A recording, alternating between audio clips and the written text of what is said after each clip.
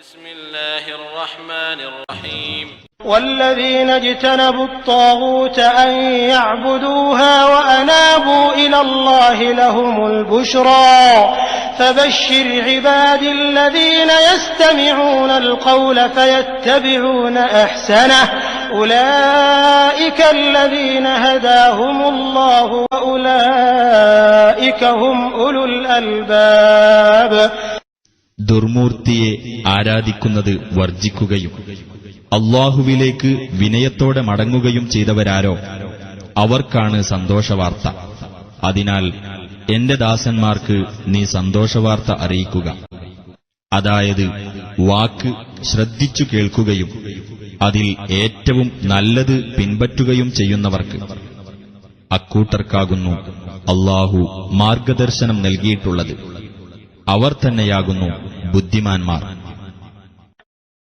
അസ്സലാമു അലൈക്കും വറഹ്മത്തുള്ളാഹി വബറകാതുഹു. അൽഹംദുലില്ലാഹി അലാ ഇഹ്സാനിഹി വശുക്റു ലഹു അലാ തൗഫീഖിഹി വംതിനാനിഹി വഅശ്ഹദു അൻ ലാ ഇലാഹ ഇല്ലല്ലാഹു വഹ്ദഹു ലാ ശരീക ലഹു തഅദീമൻ ലിശാനിഹി وأشهد أن محمدًا عبده ورسوله الداعي إلى رضوانه. أما بعد فإن أحسن الحديث كتاب الله وخير الهدي هدي محمد صلى الله عليه وسلم وشر الأمور محدثاتها وكل محدثة بدعة وكل بدعة ضلالة وكل ضلالة في النار. اللهم صل وسلم وبارك وأنعم على عبدك ورسولك محمد صلى الله عليه وعلى آله وصحبه أجمعين والتابعين لهم بإحسان إلى يوم الدين. أعوذ بالله من الشيطان الرجيم.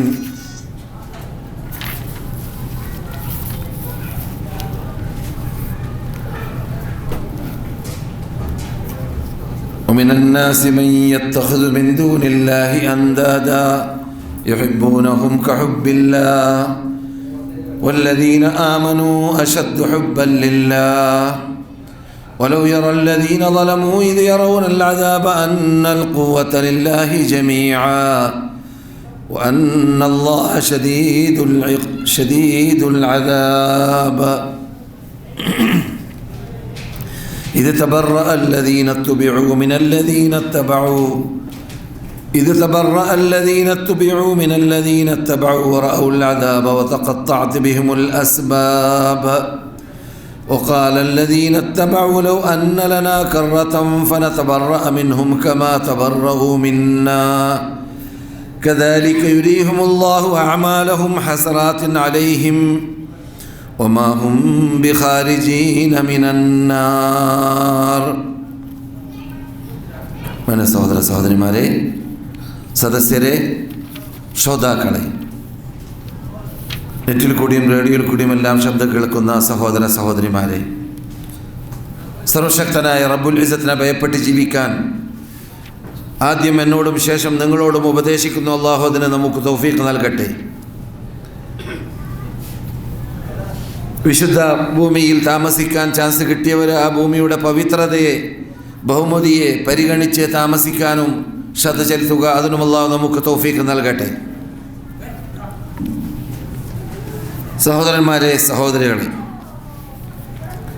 ഇവിടെ നാം വ്യത്യസ്ത വിഷയങ്ങളാണ് ഓരോ ആഴ്ചകളിലും രാത്രി ഫാമിലി ക്ലാസ്സിൽ ചർച്ചക്കെടുക്കാറുള്ളത്. അതിൽ കഴിഞ്ഞ ഏതാനും ക്ലാസ്സുകളിലൂടെ നാം റബ്ബുൽ ഇസ്സത്ത് ജല്ല ജലാലുവിനോട് ഉള്ളതായ ബന്ധം പുലർത്താൻ ഒരടിമ ഉപയോഗിക്കുന്നതായ പ്രധാനപ്പെട്ട അമൽ ആണല്ലോ നാം ഇവിടെ ചർച്ച ചെയ്ത നമസ്കാരമെന്ന സബ്ജക്റ്റ്. അതെ, ആ സബ്ജക്റ്റിനെ കുറിച്ച് പലപ്പോഴും പലരും എപ്പോഴും ചെയ്യുന്നതും എല്ലാവർക്കും അറിവുള്ളതുമാണ് എന്ന തോന്നലുണ്ടെങ്കിലും കഴിഞ്ഞ ക്ലാസ്സിൽ ചർച്ച ചെയ്തതായ വിഷയത്തിലൂടെ തൊട്ട കഴിഞ്ഞതല്ലെങ്കിലും നമസ്കാരത്തിനെക്കുറിച്ച് ചർച്ച ചെയ്തതായ ആ വിഷയത്തിലൂടെ പല കാര്യങ്ങളും നമ്മുടെ മുമ്പിൽ അവ്യക്തമാവാറുണ്ട്. നാം ദൈനംദിനം തന്നെ ചെയ്തുകൊണ്ടേ ഇരിക്കുകയാണെങ്കിലും എന്ന് മനസ്സിലാക്കാൻ സാധിച്ചു. അതുകൊണ്ട് തന്നെ അതിൻ്റെ തലക്കെട്ട് നൽകിയത് നമ്മുടെ പലരുടെ ശ്രദ്ധയിൽപ്പെടാത്തതായ വിഷയങ്ങൾ എന്നതാണ്. നമസ്കാരത്തിൽ പലരുടെയും ശ്രദ്ധയിൽപ്പെടാത്തതായ വിഷയം എന്ന പേരിലാണ് നാം നമസ്കരിക്കാൻ നിൽക്കുന്ന വേളയിൽ സുത്ര അനിവാര്യമാണ് എന്നതായ ചർച്ച ഇവിടെ ചെയ്തത്. അതിൽ നിന്നിട്ട് നമുക്ക് മനസ്സിലാക്കാൻ സാധിച്ചു, അതിൽ പല കാര്യങ്ങളും നാം ഇതുവരെ ചിലപ്പോൾ കേട്ടിട്ടുണ്ടെങ്കിലും നടപ്പാക്കാത്തതും ഇനി പഠിച്ചിട്ടുണ്ടെങ്കിൽ വരേക്കും നടപ്പാക്കി പരിചയമില്ലാത്തതുമായ സബ്ജക്റ്റുകൾ, വിഷയങ്ങൾ അതിലുണ്ട് എന്ന് ഗ്രഹിക്കാൻ പറ്റി. അതുകൊണ്ട് തന്നെ നമ്മുടെ ക്ലാസ് കൊണ്ട് എന്തുണ്ട്, പുരോഗതിയുണ്ട് നമ്മുടെ വിജ്ഞാനത്തിന് എന്ന് മനസ്സിലാക്കാൻ അത് സാക്ഷിയാണ്. അത് യഥാർത്ഥത്തിൽ മനസ്സിലാക്കുമ്പോൾ മറ്റൊരു തത്വത്തിലേക്ക് നമുക്കെത്താം. ആരും പരിപൂർണതയിലേക്ക് എത്തിയെന്നോ ആർക്കും ക്ലാസ് ആവശ്യമില്ല എന്നോ ധരിച്ചു പോകരുത്. മറിച്ച് എത്ര തന്നെ പഠിച്ചാലും, എത്ര തന്നെ ക്ലാസ്സുകൾ കേട്ടാലും, എത്ര തന്നെ ഗ്രന്ഥങ്ങൾ പഠിച്ചാലും വായിച്ചാലും മനുഷ്യൻ വായിക്കുമ്പോഴും പഠിക്കുമ്പോഴും വർദ്ധിക്കുമ്പോഴെല്ലാം അവനെത്തുന്നതായ റിസൾട്ട്, അവനെത്തുന്നതായ തത്വം, അവന് അജ്ഞത വർദ്ധിച്ചു എന്നതാണ്. അതാണ് യാഥാർത്ഥ്യം. മനുഷ്യൻ വായിക്കുമ്പോഴെല്ലാം അവൻ അറിയാത്തത് അറിയാൻ സാധിക്കുന്നു. അപ്പോൾ അവൻ ഇതുവരെ ആ വിഷയത്തിൽ അജ്ഞതയിലാണ് ജീവിച്ചത് എന്നതിലേക്ക് എത്താൻ സാധിക്കുന്നു. അതാണ് വമാ ഊതീതും മിനൽ ഇൽമി ഇല്ലാ ഖലീല, നിങ്ങൾക്ക് വളരെ ചുരുക്കം വിജ്ഞാനം മാത്രമേ നൽകപ്പെട്ടിട്ടുള്ളൂ എന്ന് റബ്ബ് പറഞ്ഞ വാക്കിൻ്റെ ശൈലി. വഫൗക കുല്ല ദീ ഇൽമിൻ അലീം, എല്ലാ അറിവുള്ളവരുടെ മീതെ ആരുണ്ട്? അവനേക്കാളും അറിവുള്ള ആൾ ഉണ്ട്. എല്ലാ അറിവുള്ളവരുടെ മീതെ അവനേക്കാളും അറിവുള്ളവനുണ്ട് എന്നത് ഓരോരുത്തരും മനസ്സിലാക്കിയിരിക്കണം. ഈ തത്വങ്ങളൊക്കെ അതിൻ്റെ യാഥാർത്ഥ്യത്തിലേക്ക്, അതിൻ്റെ ഹൃദയഭാഗത്തിലേക്ക് നമുക്ക് എത്താൻ സാധിക്കുന്നു നാം ഇവിടെ ചർച്ച ചെയ്ത വിഷയത്തിലൂടെ എന്നതാണ് പറഞ്ഞു വന്നത്. യഥാർത്ഥത്തിൽ നാം ചർച്ച ചെയ്യുന്ന വിഷയത്തിന് ചെറിയ മുഖവര നൽകാം. അതെന്താണ്? ഇത്തിബാ അനിവാര്യമാണ് നമ്മുടെ ഇബാദത്തിൽ എന്നത്. അത് എല്ലാവർക്കും മനഃപ്പാടമുള്ളത് തന്നെയാണ്. നമ്മുടെ ഇബാദത്തുകൾ സഹിഹാവണമെങ്കിൽ 2 നിബന്ധനയാണ് നമുക്ക് ശറഅ് പഠിപ്പിച്ചത്. അതൊരു പ്രത്യേക വകുപ്പോ അല്ലെങ്കിൽ പ്രത്യേക പണ്ഡിതന്മാരോ പ്രത്യേക നാട്ടുകാരോ പ്രത്യേക ഗ്രൂപ്പീസങ്ങളോ പഠിപ്പിച്ചതല്ല. ഇസ്ലാമിൻ്റെ തത്വം അങ്ങനെയാണ്. ഇസ്ലാമിൻ്റെ മൂലാധാരം പഠിപ്പിച്ച തത്വമാണത്. ഒരു മനുഷ്യൻ്റെ അഥവാ മുസ്ലിമായ സത്യവിശ്വാസിയുടെ അമല് അള്ളാഹ് സ്വീകരിക്കണമെങ്കിൽ 2 നിബന്ധന പാലിക്കണം. ഒന്ന്, ആ അമലുകളിൽ, ആ പ്രവർത്തനങ്ങളിൽ എന്ത് വേണം? വിശ്വാസിയാണ്. പക്ഷെ വിശ്വാസം പ്രവർത്തനത്തിൽ ആദ്യം എന്ത് വേണം? ആത്മാർത്ഥത വേണം. ആദ്യം ആത്മാർത്ഥത വേണം.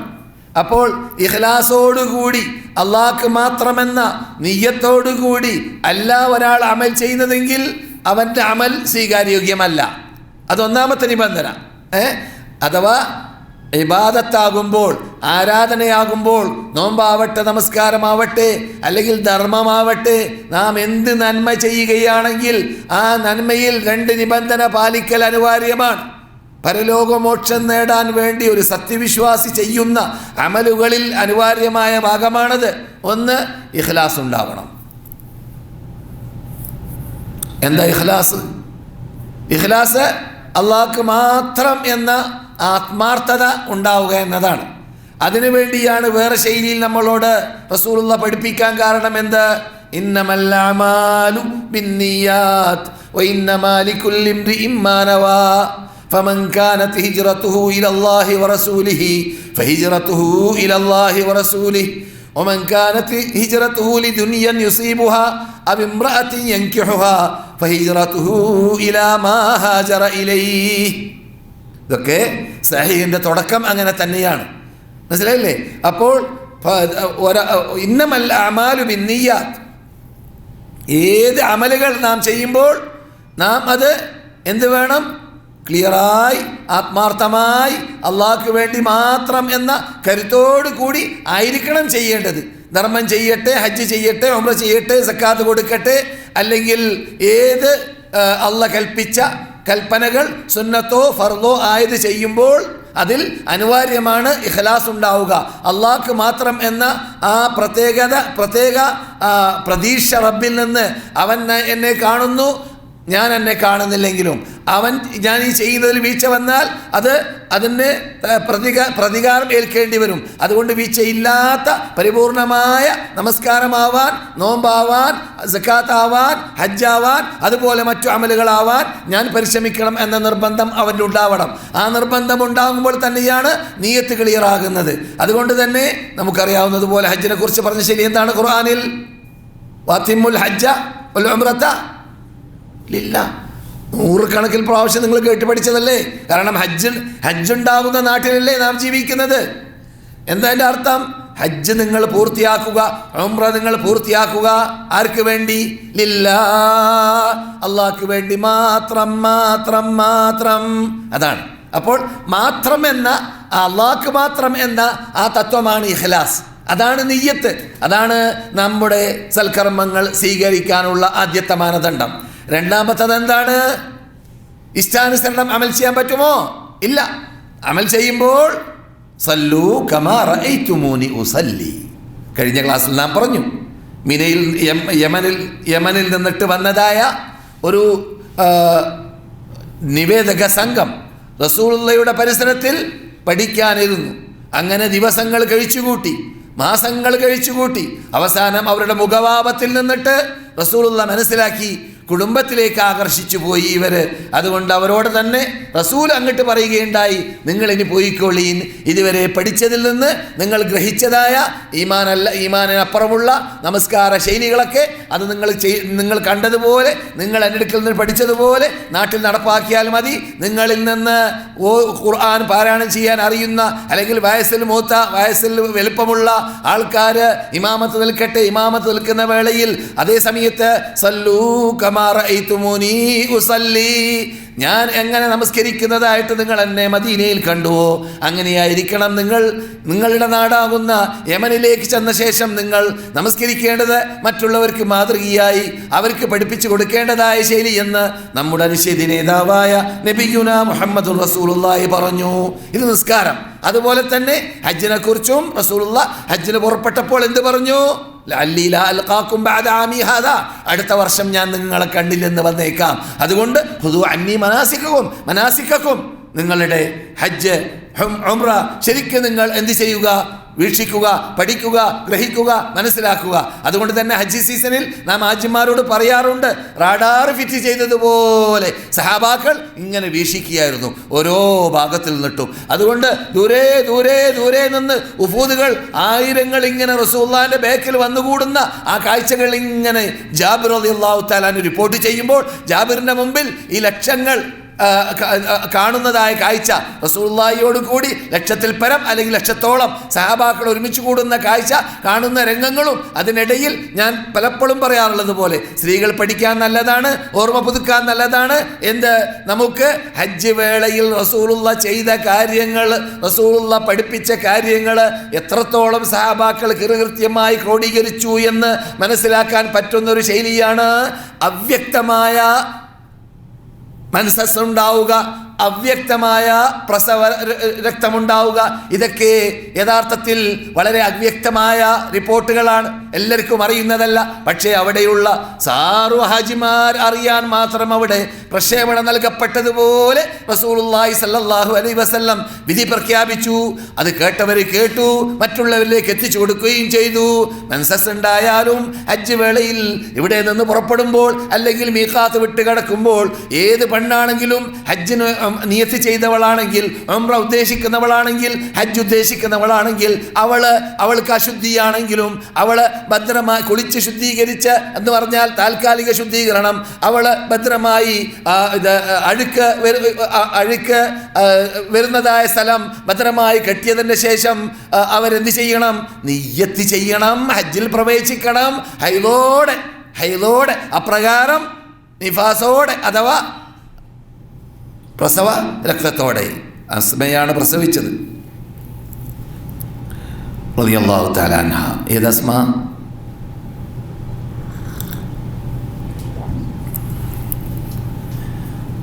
പഠിച്ചു പറയട്ടാ, പിന്നെ സമ്മാനം.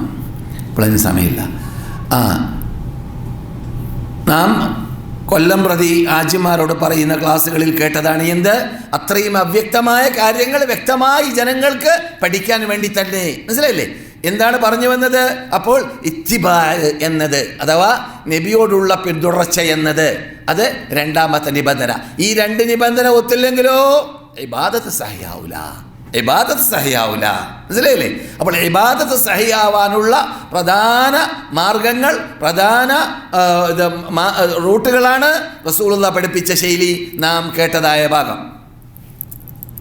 സഹോദരന്മാരെ, സഹോദരികളെ, അതുകൊണ്ട് തന്നെ നാം ചർച്ച ചെയ്യുന്ന വിഷയമാകുന്ന അവ്യക്തമായ ജനങ്ങളിൽ നിന്ന് പലരും നമസ്കരിക്കുന്നവരാണെങ്കിൽ തന്നെ ശ്രദ്ധിക്കാത്തതായ നമസ്കാരത്തിൻ്റെ മസായിലുകൾ എന്നതാണ് നമ്മുടെ സബ്ജക്റ്റ്.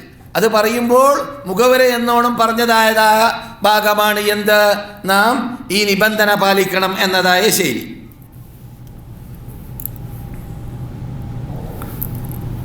സഹോദരന്മാരെ, സഹോദരികളെ, അല്പം താമസിച്ച് തുടങ്ങാനല്ലേ, അതുകൊണ്ട് പലർക്കും ക്ഷീണമുണ്ടായിരിക്കും.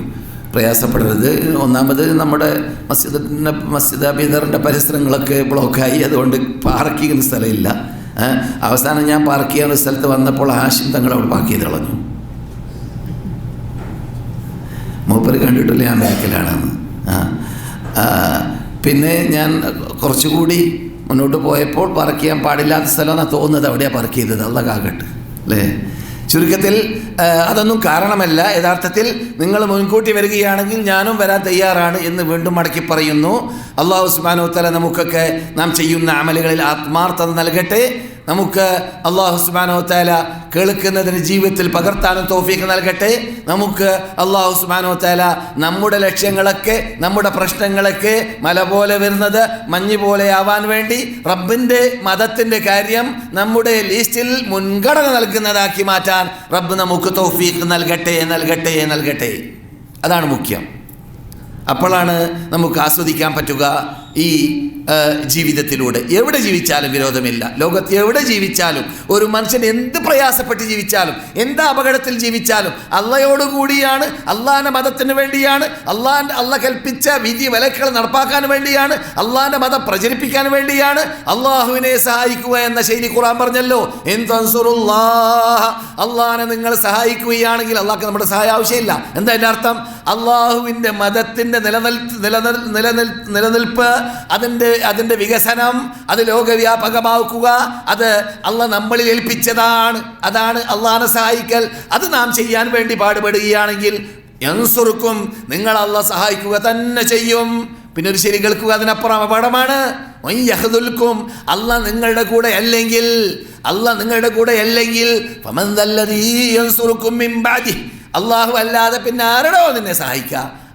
ആരോടാണ് നിനക്ക് ചോദിക്കാൻ പറ്റുക? ആരുടെ സംരക്ഷണമാണ് നിനക്ക് ലഭിക്കുക? അള്ളാഹ് നിന്നെ കൈവിടുകയാണെങ്കിൽ എന്ന ചോദ്യം പറഞ്ഞുകൊണ്ടാണ് അല്ലാഹു സുബ്ഹാനഹു വ തആല ഈ ശൈലിയിലുള്ള ആയത്ത് സമാപിച്ചത്. സഹോദര സഹോദരിമാരെ, അപ്പോൾ പറഞ്ഞു വരുന്നത് ഇത്തിബാഇ എന്ന വിഷയം, ആ സബ്ജക്റ്റ് നീട്ടി വലിച്ച് പള്ളിയിൽ കൂടി അപ്രകാരം തന്നെ ഇങ്ങനെയുള്ള സദസ്സിൽ കൂടി പലപ്പോഴും പറഞ്ഞതും ധാരാളം ഇതേ വിഷയം തന്നെ ഈ സാധുവിൻ്റെ ശബ്ദത്തിൽ കൂടി തന്നെ സൈറ്റിൽ നോക്കിയാൽ, എൻ്റെ വെബ്സൈറ്റിൽ കടന്നാലും അതുപോലെ തന്നെ നെറ്റിൽ യൂട്യൂബിൽ എൻ്റെ ശബ്ദത്തിൽ കൂടിയാണെങ്കിൽ ധാരാളം കാണാം. പഴയ കാലത്തൊക്കെ സംസാരിച്ചാണ്. അല്ലാഹു സുബ്ഹാനഹു വ തആല വിശുദ്ധ ഫുർഖാൻ അളീമിൽ 56 തവണ ചർച്ച ചെയ്തതായ ഒരു വിഷയമാണ് ഇത്തിബാ എന്നത്. അത് പരിഗണിക്കേണ്ടതും അത് അവഗണിക്കാതിരിക്കേണ്ടതും അത് നാം നമ്മുടെ ജീവിതത്തിലെ എല്ലാ തുറകളിലും ഇത്തിബാ ഉണ്ടാവേണമെന്ന നിർബന്ധം നമ്മളിൽ ഉണ്ടാവണം. അതാണ് നമ്മുടെ ഇബാദത്ത് അല്ലാഹ് സ്വീകരിക്കാനുള്ളതായ മാനദണ്ഡം. റസൂൽ പറയുന്നു, റസൂലുള്ളാഹിന്റെ കൽപ്പന അംഗീകരിക്കാത്ത ഇരിക്കുന്ന വിഭാഗത്തിലേക്ക് സൂചന നൽകിയിട്ട് ലാ ഉൽഫിയന്ന അഹദുകും മുത്തഖിഅൻ അലാ അരീകതിഹി യഅതീഹിൽ അംറു മിൻ അംരി ഫയഖൂലു ലാ നദ്രി. എൻ്റെ കൽപ്പനകളിൽ നിന്നിട്ട് ചില കൽപ്പനകൾ അവനിലേക്ക് വരുമ്പോൾ അവൻ പറയുന്ന കാലം വരാൻ പോകുന്നുണ്ട്. എന്ത്? അവൻ്റെ കുർസിയിൽ അവൻ്റെ കസേലയിൽ ഇരുന്നു കൊണ്ടവൻ പറയുന്നതാണ് എന്ത്? എൻ്റെ കൂടെ ഖുർആനുണ്ട്, എനിക്ക് ഖുർആൻ മതി, എനിക്കിനി ഹദീസ് നോക്കേണ്ട ആവശ്യമില്ല, എനിക്ക് റസൂല് പറഞ്ഞതറിയേണ്ട ആവശ്യമില്ല എന്ന് പറയുന്ന കാലഘട്ടം വരാൻ പോകുന്നുണ്ട്. അങ്ങനെയുള്ള കാലഘട്ടത്തെ റസൂലുള്ളാഹി സ്വല്ലല്ലാഹു അലൈഹി വസല്ലം നമ്മോട് പീഡിപ്പിച്ചറിയിക്കുന്നു, വാണിംഗ് നൽകുന്നു. അപകടത്തിൽപ്പെട്ടു പോകാതിരിക്കാൻ വേണ്ടി തന്നെ മഹാനായ ഇമാം അബൂ ദാവൂദ് റഹ്മത്തുള്ളാഹി അലൈഹി റിപ്പോർട്ട് ചെയ്യുന്നതായ ഹദീസാണ്. 4605 നമ്പർ ഹദീസാണ്. ഹദീസ് സഹീഹാണ്. മഹാനായ അൽബാനി സഹീഹാക്കിയിട്ടുമുണ്ട്. പറഞ്ഞു വരുന്നത് ഹദീസ് വേണ്ട, ഖുർആൻ മാത്രം മതി എന്ന് പറയുന്നത് വിഡ്ഢിത്തമാണ്. അത് യഥാർത്ഥത്തിൽ ഇസ്ലാമിനെ മുഴുവനും തള്ളലാണ്, ഖുർആൻ അടക്കമുള്ളതിനെ തള്ളലാണ്. കാരണം ഖുർആനിൻ്റെ ഒരറ്റം മുതൽ മറ്റേ അറ്റം വരെ പല ശൈലിയിൽ പലയിടങ്ങളിൽ റബ്ബുൽ ഇസ്സത്ത് ജല്ല ജലാലുഹു അത്തിഉല്ലാഹ വഅത്തിഉർ റസൂല, നിങ്ങൾ അല്ലാഹുവിനെയും അല്ലാഹുവിൻ്റെ ദൂതരെയും അനുസരിക്കുക, പിൻപറ്റുക. അല്ലാഹുവിൻ്റെ ദൂതരിൽ നിങ്ങൾക്ക് എന്തുണ്ട്? നിങ്ങൾക്ക് ഖുദുവത്തുൻ ഹസന, നിങ്ങൾക്ക് മാതൃകയുണ്ട് എന്ന് അല്ലാഹു ഖുർആനിൽ പറഞ്ഞതാണ്. എന്നതുകൊണ്ട് തന്നെ റസൂലുള്ളാഹി സല്ലല്ലാഹു അലൈഹി വസല്ലമിന്റെ ഹദീസുകളെ അംഗീകരിക്കാതിരിക്കുക എന്നത് മഹാപാപമാണ്. എന്ന് മാത്രമല്ല, അംഗീകരിക്കാതിരിക്കുന്ന ഹദീസ് വിശ്വാസപരമായ കാര്യത്തിൽപ്പെട്ടതും അല്ലെങ്കിൽ മഅലൂമുൻ ഫിദ്ദീനി ബിദ്ദറൂറ, ലറൂറത്തൻ ഓരോ സത്യവിശ്വാസിയും അറിഞ്ഞിരിക്കേണ്ടതായ തത്വങ്ങളാണ് ഹദീസിൽ കൂടി വരുന്നത്. നിഷേധിക്കുന്നതെങ്കിൽ അവൻ അതിലൂടെ കാഫറായി പോകുന്നതാണ്. മനസ്സിലായല്ലോ? മഅലൂമുൻ ഫിദ്ദീനി ബിദ്ദറൂറ എന്നാണ് ഫുഖഹാക്കളുടെ ശൈലി. എന്ന് പറഞ്ഞാൽ ലറൂറത്തൻ, കണ്ണ് ചീമ്പി അങ്ങോട്ട് കേൾക്കണ്ടേ വേണ്ട എന്ന് തീരുമാനിച്ചാലും ഒരു മുസ്ലിമിന് അറിയാൻ പറ്റുന്ന ഒരു ഭാഗമാണ്. നിസ്കാരം 5 വക്താണ്, നോമ്പും റമദാനിൽ നോക്കേണ്ടതാണ്. അതുപോലെയുള്ള വ്യക്തമായി അറിയുന്ന വിധിവിലക്കുകൾ, കൽപ്പനകൾ, മനസ്സിലായില്ലേ? അവകളെ ഹദീസിൽ വന്നതിനെ നിഷേധിച്ചാൽ അവൻ ആരായി മാറും? ഇസ്ലാമിൽ നിന്നിട്ട് ഗെറ്റ് ഔട്ടായി മാറും. ഇനി അതിന് താഴെയുള്ള കാര്യങ്ങളാണെങ്കിൽ ഹദീസ് നിഷേധിക്കുക എന്നത് കാരണത്താൽ അവൻ മുബ്തദിആയി മാറും.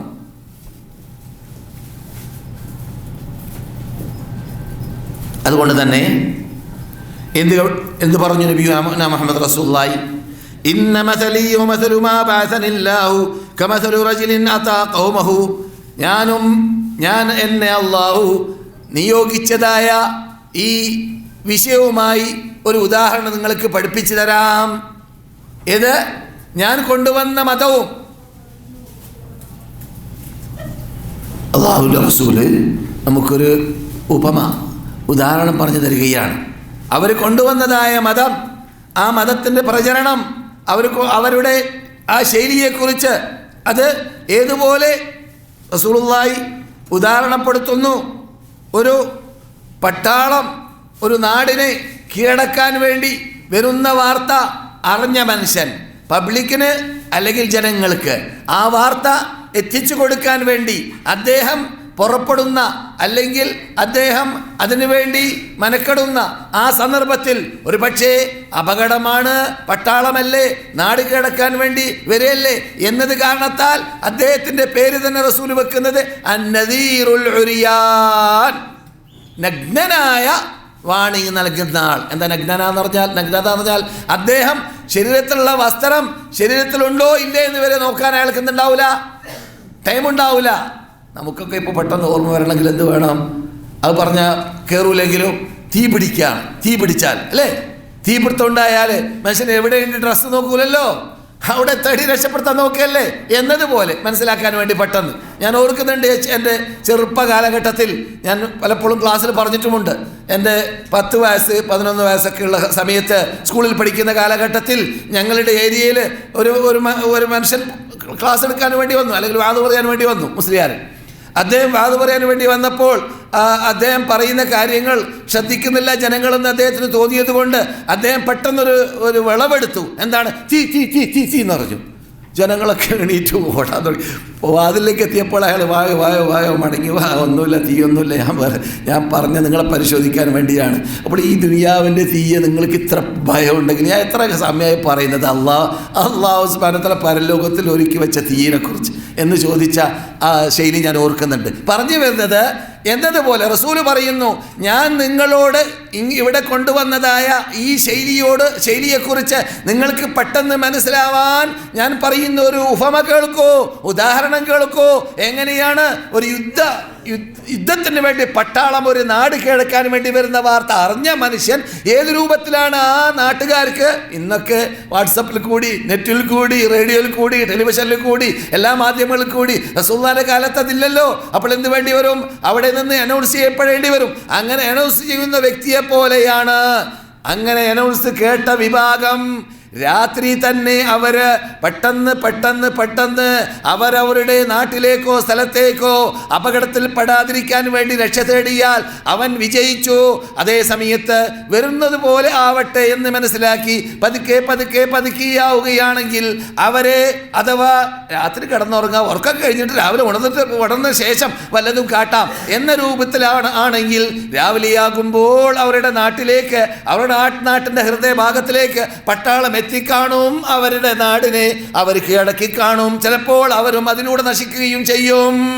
ഇതുപോലെയാണ് ഞാൻ നിങ്ങൾക്ക് എങ്ങനെ ഞാൻ കൊണ്ടുവന്നതായ കാര്യങ്ങൾ നിങ്ങളിത് വളരെ ഗൗരവത്തോടു കൂടി തന്നെ അള്ളാഹുവിൻ്റെ ദൂതിൽ കൊണ്ടുവന്നതായ കാര്യം ഇത് വാണിങ്ങാണ്.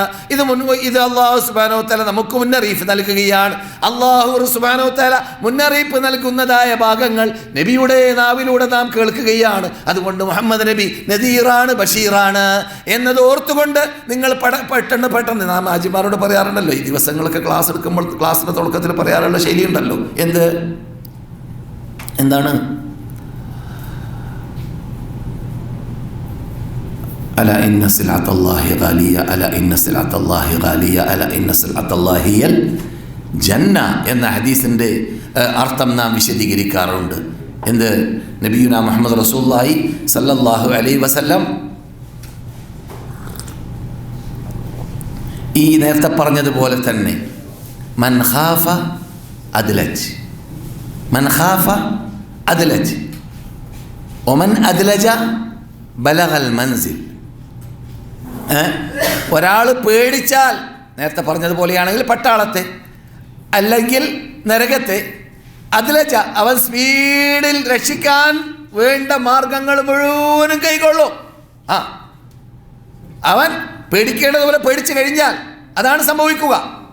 അദ്ലജ് അത് രാത്രിയാണെങ്കിൽ രാത്രി വളരെ തണം ചെയ്തുകൊണ്ട് പാറകളും പർവ്വതങ്ങളും കയറിയിട്ടാണെങ്കിൽ അങ്ങനെ എങ്കിലുമാണെങ്കിൽ അങ്ങനെ അവൻ പരിശ്രമിക്കും രക്ഷപ്പെടാൻ. ഒമൻ അദ്ലജ വല്ലവനും പരിശ്രമിച്ച് എത്തേണ്ടടുത്ത് എത്താൻ വേണ്ടി പരിശ്രമിച്ചാൽ എന്ത് സംഭവിക്കും? ബലഗൽ മൻസിൽ അവൻ്റെ വീട്ടിലേക്ക് അവനെത്തും. സുരക്ഷിതത്വത്തോടു കൂടി വീട്ടിലേക്ക് എത്തും. ഇവിടെ ഉദ്ദേശം ഭൗതിക വീട് മാത്രമല്ല, മറിച്ച് സ്വർഗ്ഗമാണ് കേട്ടാ, സ്വർഗ്ഗമാണ്. അപ്പോൾ സ്വർഗത്തിലേക്ക് എത്തൽ ആരാണ്? സ്വർഗത്തിലേക്ക് പോകുന്ന ആളുടെ കോലം കണ്ടാൽ തന്നെ അറിയാം അവർ ധൃതി പിടിച്ച ജീവിതത്തിലാണ്, സകലം ധൃതിയിലാണ്. അയാൾക്ക് പെട്ടെന്ന് നിസ്കാരത്തിനെത്തണം. എന്തുകൊണ്ട്? നിസ്കാരത്തിന് ടൈം കഴിഞ്ഞാൽ ആക്ഷേപിക്കപ്പെടും, അല്ലെങ്കിൽ ചിലപ്പോൾ ശിക്ഷിക്കപ്പെടും. അതുകൊണ്ട് തന്നെ അതൊന്നും ഏൽക്കാതെ രക്ഷപ്പെടണം. അതുകൊണ്ട് തന്നെ ഉറങ്ങാൻ പറ്റൂല. ഉറങ്ങുന്ന ടൈം തന്നെ അവൻ്റെ എന്ത് ചെയ്യും? കൺട്രോളിലാണ്. അവൻ കൺട്രോൾ നൽകുന്നു ഉറക്കിന്. കൺട്രോളില്ലാത്ത നാൽക്കാലി മൃഗങ്ങൾ ഉറങ്ങുന്ന രൂപത്തിലുള്ള ഉറക്ക് മൂപ്പര് ഉറങ്ങൂല. കാരണം മൂപ്പര് പ്രശ്ന മനുഷ്യനാണ്. മൂപ്പര് അദ്ലജ എന്ന് റസൂൽ പറഞ്ഞ ശൈലിയിൽപ്പെട്ട ആളാണ്. അതുകൊണ്ട് തന്നെ മൻസിലിലേക്ക് എത്തണം, അഥവാ സ്വർഗ്ഗലോകത്തിലേക്ക് എത്തണം. അതുകൊണ്ടാണ് റസൂൽ പറയാൻ കാരണം എന്ത്?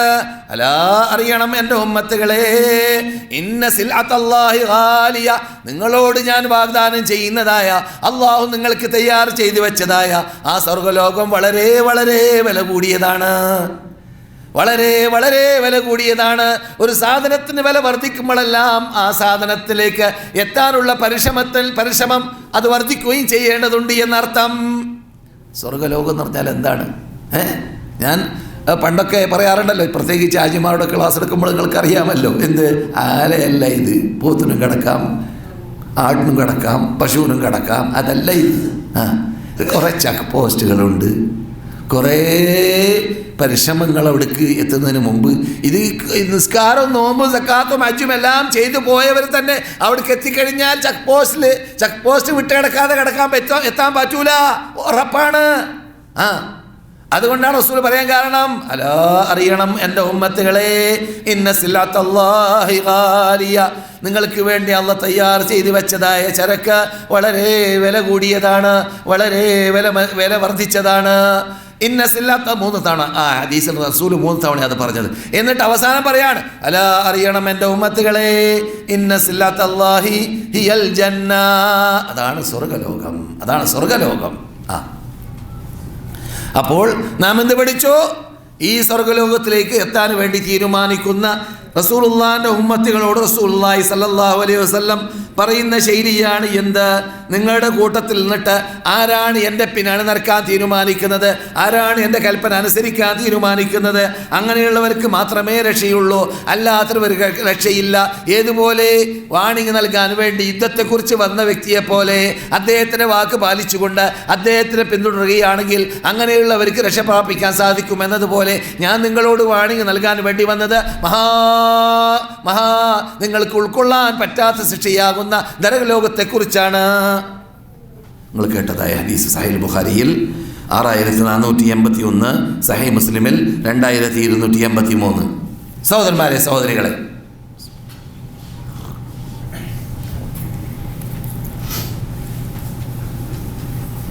അതുകൊണ്ടാണ് അല്ലാഹു പറയാൻ കാരണം വിശുദ്ധ ഖുർആനിൽ അദീമിൽ, الذين يتبعون الرسول النبي الأمي الذي يجدونه مكتوبا عندهم في التوراة والإنجيل. തൗറാത്തിലും ഇഞ്ചീലിലുമെല്ലാം അള്ളാഹ് വിശേഷിപ്പിച്ചതായ ആ മുഹമ്മദ് നബിയെ പിൻപറ്റുന്നവരാണ് എന്ന് പറഞ്ഞുകൊണ്ട് ആ സജ്ജനങ്ങളായ മുഅ്മിനീങ്ങളായ മുഹമ്മദ് നബിയുടെ ഉമ്മത്തുകളെ അള്ളാഹ് ഖുർആൻ വിശുദ്ധ ഖുർആൻ അദീമിൽ വിശദീകരിച്ചു, ബഹുമാനിച്ചു, ആദരിച്ചു. അത്തിഉല്ലാഹ വഅത്തിഉർ റസൂല ഇൻ തുതീഉഹു തഹ്തദൂ. റസൂലിനെ നിങ്ങൾ അനുസരിച്ചാലേ നിങ്ങൾക്ക് രക്ഷയുള്ളൂ എന്ന്. അതുകൊണ്ട് റസൂലുള്ളാഹി സ്വല്ലല്ലാഹു അലൈഹി വസല്ലമിൻ്റെ അനുസരണം അനിവാര്യമാണ് നമ്മുടെ ജീവിതത്തിൻ്റെ എല്ലാ മേഖലകളിൽ, പ്രത്യേകിച്ച് നമസ്കാരത്തിൽ എന്നതുകൊണ്ടാണ് ഈ മുഖവുര നൽകിയത്. എന്നാൽ നമസ്കാര സന്ദർഭങ്ങളിൽ നാം നമസ്കരിക്കാൻ റബ്ബുൽ ഇസ്സത്തിൻ്റെ മുമ്പിൽ നിൽക്കുന്നതായ വേളയിൽ കഴിഞ്ഞ ക്ലാസ്സിൽ നാം പറയുകയുണ്ടായി, നമ്മുടെ മുമ്പിൽ നാം തനിച്ചാണ് നമസ്കരിക്കുന്നതെങ്കിൽ അതുപോലെ നാം ഇമാമാണെങ്കിൽ ഇമാമിൻ്റെ മുമ്പിൽ തനിച്ചാണെങ്കിൽ തനിച്ച വ്യക്തിയുടെ മുമ്പിൽ ഒരു തടസ്സം അവിടെ ഉണ്ടാവണം. ആ തടസ്സത്തെക്കുറിച്ച് അതിൻ്റെ വീതിയെക്കുറിച്ച് എല്ലാം നാം ഇവിടെ കഴിഞ്ഞ ക്ലാസ്സിൽ വിശദീകരിച്ച് പറയുകയും ചെയ്തു. അതിനിടയിൽ ആരും പോകാൻ പാടില്ല.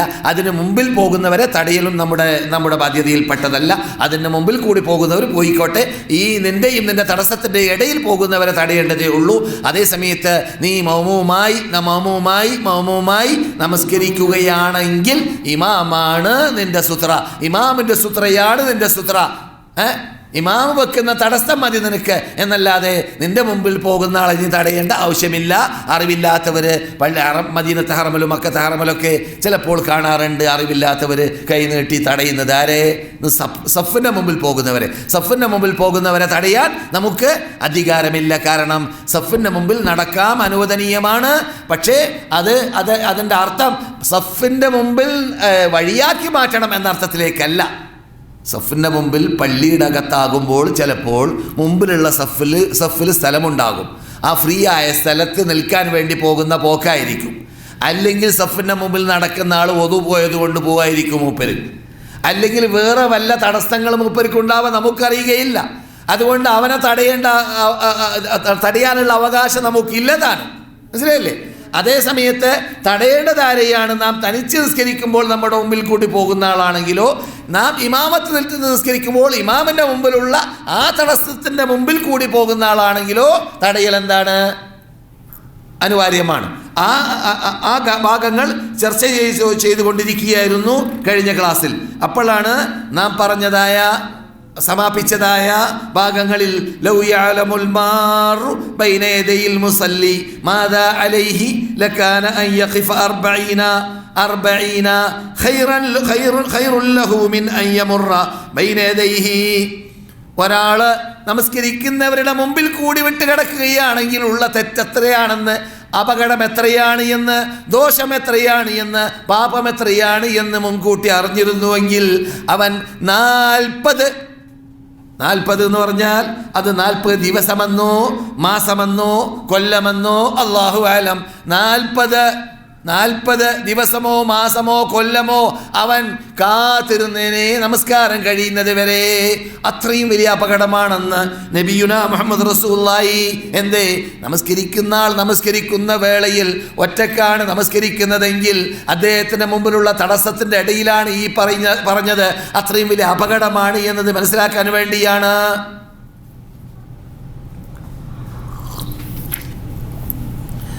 അതേപോലെ തന്നെ നാം ഇപ്പോൾ തടസ്സങ്ങളൊക്കെ ഉണ്ടാക്കിയിട്ട് റബ്ബിൻ്റെ മുമ്പിൽ നിന്ന് കഴിഞ്ഞാൽ ഒതുവോടുകൂടി വൃത്തിയോടുകൂടി ശുദ്ധിയോടുകൂടി നിന്ന് കഴിഞ്ഞതായ ഒരു മുസ്ലിം നമസ്കരിക്കാൻ നിൽക്കുമ്പോൾ അവൻ ആദ്യം ചെയ്യുന്നതായ അമലിൽ നമ്മിൽ നിന്നിട്ട് പലരുടെയും ശ്രദ്ധയിൽപ്പെടാത്തതായ മസല നമുക്ക് സെലക്ട് ചെയ്യാം.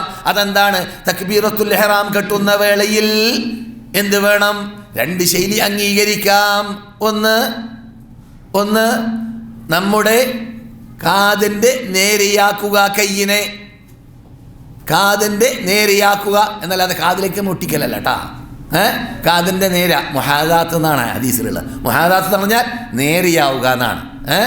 മുഹാദാത്ത് എന്ന് പറഞ്ഞാൽ ഇപ്പോൾ ഇത് മീഖാത്തിൻ്റെ മുഹാദാത്ത്, മീഖാത്തിൽ തന്നെ ഒരാൾ പോകണമെന്നുണ്ടോ? ഇല്ല. അതിൻ്റെ മുഹാദാത്തിൽ എന്ത് ചെയ്താൽ മതി? ഇഹ്റാം കെട്ടിയാൽ മതി. എന്താ മുഹാദാത്ത് എന്ന് പറഞ്ഞാൽ? അതിനോട് നേരിടുന്ന അതിർത്തി എവിടെയെല്ലാം എത്ര ദൂരമായിരുന്നാലും വിരോധമില്ല. ആ ദൂരെ നിന്ന് വിട്ട് കിടക്കുമ്പോൾ ഇഹ്റാമിൽ കടക്കണം. അപ്പോൾ ഇഹ്റാമിൽ കടക്കാൻ പാടില്ലാത്ത നിബന്ധന പല ചോദ്യങ്ങൾ ഈ ദിവസങ്ങളിൽ രാവിലെയും വൈകുന്നേരം ചോദ്യം തന്നെ. ഇപ്പോൾ വരുമ്പോൾ വഴിയിലും ചോദ്യം, വഴിയിൽ കാറിലും ചോദ്യം. ഈ ചോദ്യം ഇപ്പോൾ ഈ ദിവസങ്ങളിലാണ്. എന്ത്? വിസിറ്റിംഗ് വിസയ്ക്ക് വരുന്നവർ ഉംറ ചെയ്യാൻ പാടില്ല എന്ന് സീലടിച്ചിട്ടുണ്ട്, ഞങ്ങളെന്ത് വേണം? ഇപ്പം ഞാൻ ഉത്തരവാദിയല്ലല്ലോ അങ്ങനെ സീലടിച്ചതിന്. അതുകൊണ്ട് നിങ്ങളെന്ത് ചെയ്യുക? കിതാബിലുള്ളത് ഞാൻ പറയും, അത് നിങ്ങൾ ഫിറ്റാക്കുക, അത്രയേ ഉള്ളൂ. അതെന്താണ്? നിങ്ങൾ ഇഹ്റാം കെട്ടാതെ ആദ്യമാണ് വരുന്ന ആളാണെങ്കിലും ഉദ്ദേശം തന്നെ വിസിറ്റിംഗ് അല്ല, മൂപ്പര് ഉംറയ്ക്ക് വേണ്ടി വരാൻ വേറെ വിസ കിട്ടാത്തത് കൊണ്ട് വിസിറ്റിംഗ് വിസയിൽ വരികയാണ് എന്നതുകൊണ്ട് തന്നെ മൂപ്പരുടെ ലക്ഷ്യം തന്നെ ഉംറയാണ് എന്നതുകൊണ്ട് ഉംറയ്ക്ക് ഇഹ്റാം കെട്ടൽ നിർബന്ധമാണ്. ഇനി ഇഹ്റാം കെട്ടുന്നില്ലെങ്കിൽ എന്തിനാ വന്നതെന്നാണ് രണ്ടാമത്തെ ചോദ്യം. ഇഹ്റാം കെട്ടാതെ എവിടേക്കാ പോകുന്നത്? ഇത് സർക്കിറ്റ് ചെയ്യലല്ലോ, മക്ക കാണാൻ പോകലല്ലോ, ഇബാദത്ത് ചെയ്യാൻ പോവാണ്. അപ്പോൾ അതിനൊരു നിബന്ധന വെച്ചിട്ടുണ്ട്. ചില ആൾക്കാരൊക്കെ മക്കയിലെത്തിയതിന് ശേഷം മൗലവി ഞാനിപ്പോൾ മക്കയിലാണ്, ഇഹ്റാം കെട്ടിയിട്ടില്ല. ഞാൻ പറയും, ഒരാൾ നിസ്കാരത്തിൽ കടന്നിട്ട് സുജൂദിൽ കിടന്ന് ചോദിക്കുകയാണ്, ഞാൻ ഇപ്പോൾ സുജൂദിലെത്തിപ്പോയി, ഇഹ്റാം കെട്ടിയിട്ടില്ല, തക്ബീറത്തുൽ ഇഹ്റാം കെട്ടിയിട്ടില്ല. അയാളോട് എന്താ പറയാ? ആദ്യം തക്ബീറത്തുൽ ഇഹ്റാം കെട്ടുക, എന്നിട്ട് റുക്കൂ ചെയ്യുക, എന്നിട്ട് സുജൂദ് ചെയ്യുക, എന്നാലേ നിങ്ങളുടെ നിസ്കാരം ശരിയാവുമെന്നല്ലേ എന്നതാണ് ഇതിൻ്റെ വിധി. റസൂലുള്ള നിബന്ധന വെച്ചു. ഹജ്ജ് എന്ന് പറഞ്ഞാൽ, ഉംറ എന്ന് പറഞ്ഞാൽ അതിന് ചില നിബന്ധനകളുണ്ട്. അതിൽപ്പെട്ടതാണ് ഒരാൾ ഇഹ്റാം കെട്ടണം. ഇതുപോലെ നിസ്കാരത്തിന് തക്ബീറത്തുൽ ഇഹ്റാം കെട്ടും പോലെ അയാൾ ഇഹ്റാം കെട്ടണം. ഇഹ്റാം എവിടുന്ന് കെട്ടണം? അയാളുടെ മീഖാത്തിൽ നിന്നിട്ട് കെട്ടണം. എത്രത്തോളം കൃത്യമായി 5 നാട്ടിനെ പറയാണ്. അഥവാ എവിടെയെങ്കിലും ഒരു വ്യക്തി വരുമ്പോൾ അദ്ദേഹത്തിന് ലോകത്തിൻ്റെ നാനാ തുറകളിൽ നിന്നിട്ട് വരുമ്പോൾ ആ സ്ഥലം വിട്ടുകിടക്കാതെ വരാൻ പറ്റൂല. ആ രൂപത്തിൽ ഈ ജസീറയെ, ഈ ഗൾഫിനെ വിലയം ചെയ്യുന്ന 5 സ്ഥലങ്ങൾ നിർണയിച്ച്, മഷൂറായി അറിയപ്പെടുന്ന 4 സ്ഥലങ്ങളെ നിർണയിച്ച റസൂൽ പറയുകയാണ്, ഇന്ന സ്ഥലത്ത് ഇന്നാളുടെ മീഖാത്ത്, അല്ലെങ്കിൽ അവിടെയും വ്യക്തമാക്കാണ്. ആരോടും ചോദിക്കാനോ ആർക്കും ഫത്വ കൊടുക്കാനോ ആർക്കും വേണ്ട എന്ന് വെക്കാനോ ഒരു പഴുതുമില്ലാത്ത രൂപത്തിൽ പറയാണ്. എന്താ? ഹുന്ന ലഹുന്ന ഒലിമൻ അതാ അലൈഹിന്ന മിൻ ഗൈരി അഹ്ലിഹിന്ന മിമ്മൻ അറാദൽ ഹജ്ജ അവിൽ ഉംറ. ഞാൻ ഈ പറഞ്ഞതായ സ്ഥലങ്ങൾ ആ നാട്ടുകാർക്ക് ഇഹ്റാം കെട്ടാനുള്ളതാണ്, ആ നാട്ടിൽ കൂടി വിട്ടുകിടക്കുന്നവർക്കുമുള്ളതാണ്. അവരെല്ലാവരും ഉംറയോ അല്ലെങ്കിൽ ഹജ്ജോ ഉദ്ദേശിച്ചുകൊണ്ടാണ് വിട്ടുകിടക്കുന്നതെങ്കിൽ. എത്ര വ്യക്തം റസൂലുള്ളാഹിന്റെ വാക്ക്. പിന്നെ എന്ത് കാട്ടണം ചോദിക്കുന്നതിന് അർത്ഥമില്ല. അതുകൊണ്ട് നാം പെടാണ്. ഈ ചോദ്യം വരുമ്പോൾ നമുക്ക് പ്രയാസം, എന്ത് പറയും അവരോട്. പിന്നെ എന്തെങ്കിലും തടസ്സം വന്നു പോയാൽ ഞാൻ ഇഹ്റാമിൽ നിന്നിട്ട് ഒഴിവാകുമെന്ന നിബന്ധന ഹൈദും നിഫാസും അല്ലാത്തതായ വ്യക്തികൾക്ക് അപകടമുണ്ടാവാൻ സാധ്യതയുണ്ടെന്ന് പേടിയുണ്ടെങ്കിൽ നിയ്യത്ത് ചെയ്യാം. ആ നിയ്യത്ത് ഇയാൾക്കും ചെയ്യാം. മനസ്സിലായില്ലേ? തടസ്സം വന്നാൽ അഥവാ എയർപോർട്ടിൽ വെച്ചിട്ട് അയാളുടെ ഡ്രസ്സ് ഊരിക്കളഞ്ഞു, അങ്ങനെ സംഗതി വശാൽ സംഭവിക്കുകയാണെങ്കിൽ എനിക്ക് തോന്നുന്നില്ല ഇഹ്റാം കെട്ടി വരുന്നത്. എനിക്കതിനെക്കുറിച്ച് പുതിയ നിയമത്തെക്കുറിച്ച് അറിയില്ല എന്താണ് സംഭവിക്കുന്നത് എന്നത്. പക്ഷേ അങ്ങനെയാകുമ്പോൾ ഞങ്ങൾ എന്ത് വേണമെന്ന് ചോദിച്ചതിനാണ് മറുപടി, നിങ്ങൾ ഇഹ്റാം കെട്ടാതെ നിങ്ങളുടെ മീഖാത്ത് വിട്ടടക്കാൻ പാടില്ല. നിങ്ങളുടെ മീഖാത്ത് നിങ്ങൾ ഇഹ്റാം കെട്ടാതെ വിട്ടുകിടക്കുകയാണെങ്കിൽ നിങ്ങൾ നിർബന്ധമായിട്ട് ജിദ്ദയിലേക്ക് എത്തിയ ശേഷമാണ് നിങ്ങൾ ഇഹ്റാം കെട്ടുന്നതെങ്കിൽ മീഖാത്ത് വിട്ട് കടന്നതിന് നിർബന്ധമായി എന്ത് വേണം?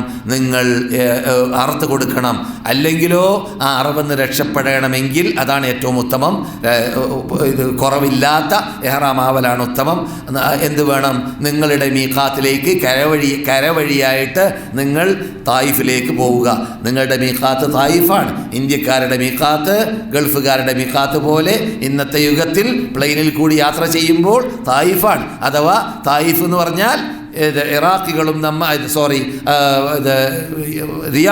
റിയാദിൽ നിന്നിട്ട് വരുന്നവരും അപ്രകാരം ദമ്മാമിൽ നിന്നിട്ട് വരുന്നവരൊക്കെ ആ വഴിയിൽ കൂടിയാണ് വരുന്നതെങ്കിൽ, മദീന വഴിയിൽ കൂടിയല്ല, ആ വഴിയിൽ കൂടിയാണ് യാത്ര ചെയ്യുന്നതെങ്കിൽ ഇഹ്റാം കെട്ടേണ്ടതായ മീഖാത്താണ് അത്. അവിടെ വെച്ചിട്ടാണ്, അവിടേക്കാണ് നിങ്ങൾ പോകേണ്ടത്. അങ്ങനെ നിങ്ങൾ അവിടേക്ക് പോയിട്ട് അവിടുന്ന് ഇഹ്റാം കെട്ടിയിട്ടാണ് മക്കയിലേക്ക് പോകുന്നതെങ്കിൽ നിങ്ങൾക്ക് അറവ് നിർബന്ധമില്ല. അല്ലാത്ത പക്ഷം ജിദ്ദയിൽ നിന്നിട്ട് തന്നെയാണ് നിങ്ങൾ ഇഹ്റാം കെട്ടി പോകുന്നതെങ്കിൽ അറവ് നിർബന്ധമാണ് എന്ന് ഈ ചോദിക്കുന്നവരോടൊക്കെ ഞാൻ പറഞ്ഞു. ചോദിക്കുന്നവരിൽ നിന്നിട്ട് അല്ലെങ്കിൽ പകരം അവർക്ക് വേണ്ടി ചോദിച്ചവർ ക്ലാസ് കേൾക്കുന്നവരാണെന്നും ചിലർ മനസ്സിലാക്കാൻ സാധിച്ചു. അവരും ക്ലിയറായിട്ട് മനസ്സിലാക്കാൻ വേണ്ടിയാണ് ഈ കാര്യം മടക്കി പറഞ്ഞത്. സഹോദരന്മാരെ, സഹോദരികളെ, നാം ഇപ്പോൾ എവിടെയാണ്?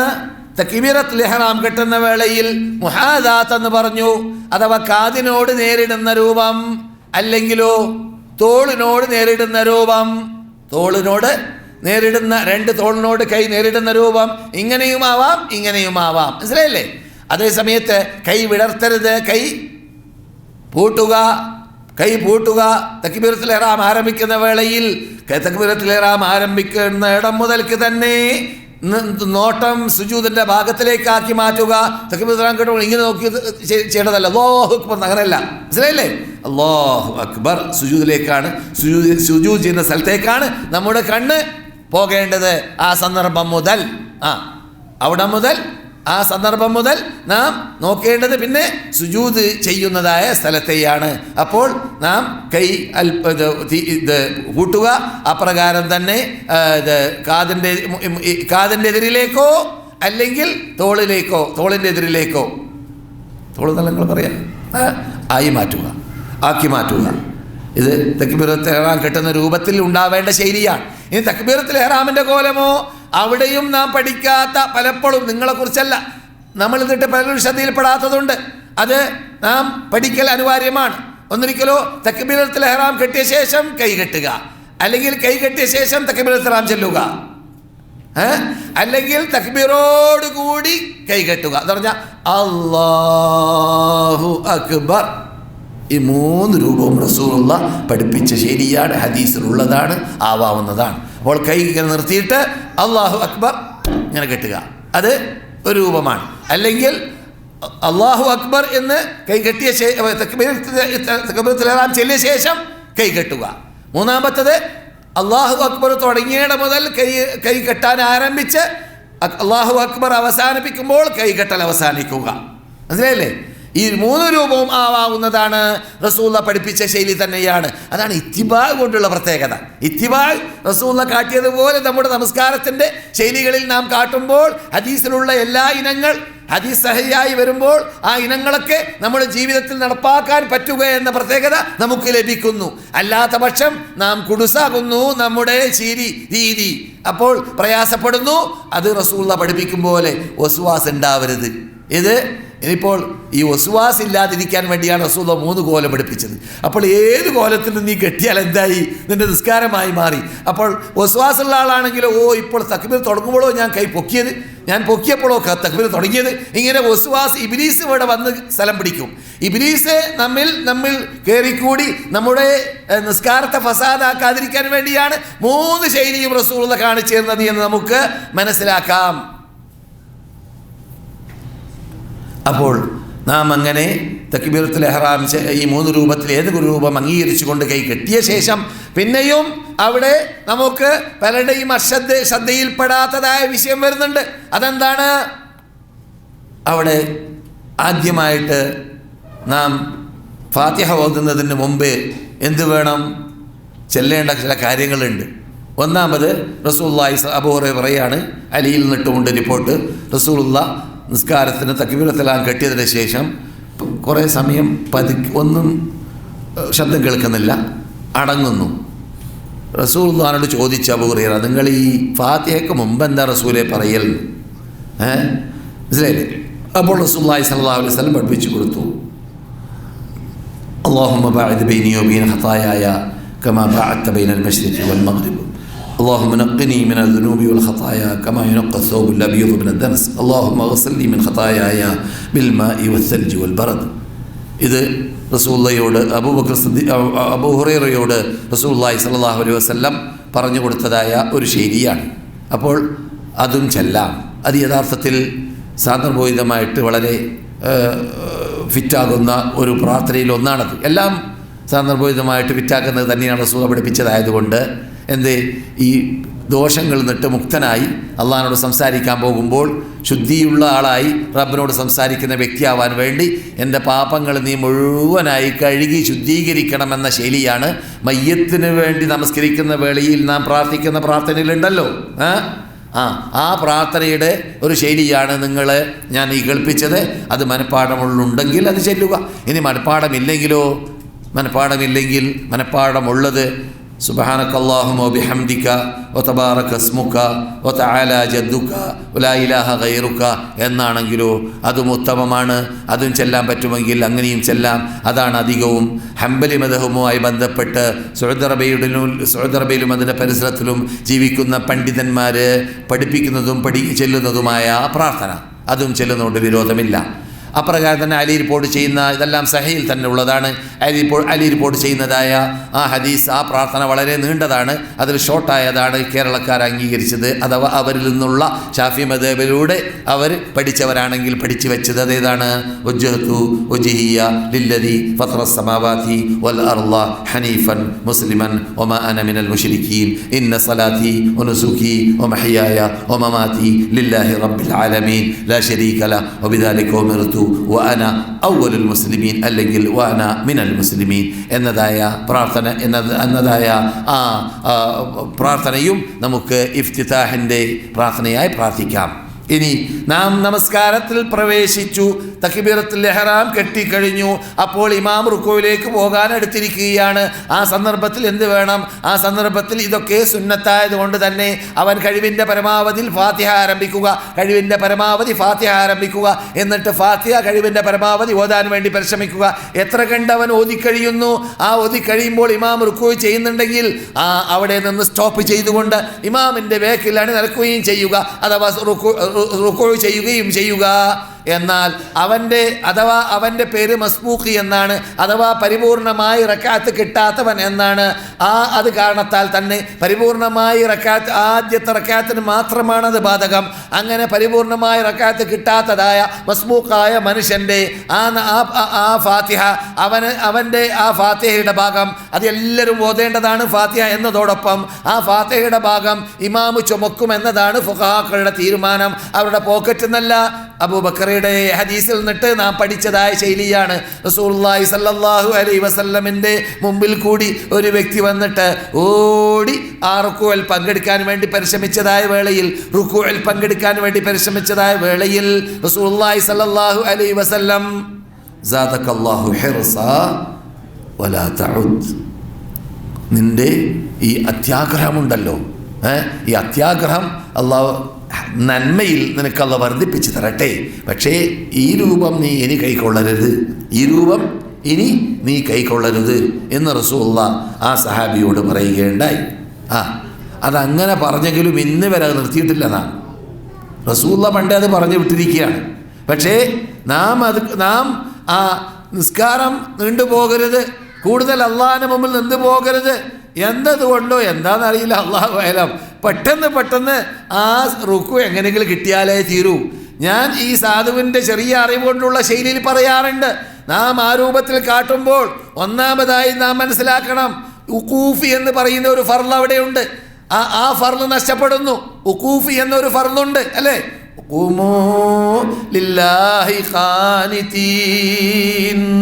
നിങ്ങൾ അള്ളാഹുവിൻ്റെ മുമ്പിൽ നിന്ന് നിൽക്കുക, നമസ്കരിക്കാൻ അള്ളാഹിന്റെ മുമ്പിൽ നിൽക്കുന്ന വേളയിൽ.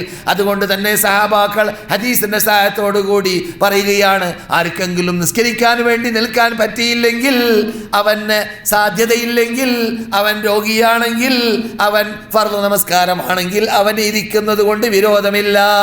സുന്നത്ത് നമസ്കാരമാണെങ്കിൽ നമസ്കാരമാ സകലം ഇരുന്നു കൊണ്ടാകുന്നത് കൊണ്ടും തെറ്റില്ല. അതേ സമയത്ത് ഫർദ് നമസ്കാരമാകുമ്പോൾ നിൽക്കുക തന്നെ വേണം, ഇരിക്കാൻ പാടില്ല. ആരൊഴിച്ച്, കഴിവില്ലാത്ത ആളൊഴിച്ച്, ശാരീരിക ശേഷി ഇല്ലാത്ത ആളൊഴിച്ച്, അല്ലെങ്കിൽ തലകറക്കമുള്ള ആളൊഴിച്ച്, അങ്ങനെയുള്ള ആളാണെങ്കിൽ നിന്നിട്ട് സാധിക്കുന്നില്ലെങ്കിൽ അവൻ ഇരിക്കട്ടെ, ഇരുന്നിട്ട് സാധിക്കുന്നില്ലെങ്കിൽ അവൻ കിടക്കട്ടെ. കിടന്നിട്ടാണെങ്കിലും അവൻ നിസ്കാരം നിർത്താൻ പാടില്ല എന്നർത്ഥം. അതെ, അങ്ങനെ നാം റസൂലുള്ളാഹി സ്വല്ലല്ലാഹു അലൈഹി വസല്ലം പഠിപ്പിച്ച രൂപത്തിലാണ് നമസ്കരിക്കാൻ തീരുമാനിച്ചതെങ്കിൽ ഈ നിബന്ധന പാലിക്കേണ്ടിയിരിക്കുന്നു. അപ്പോൾ എന്ത് ചെയ്യുക?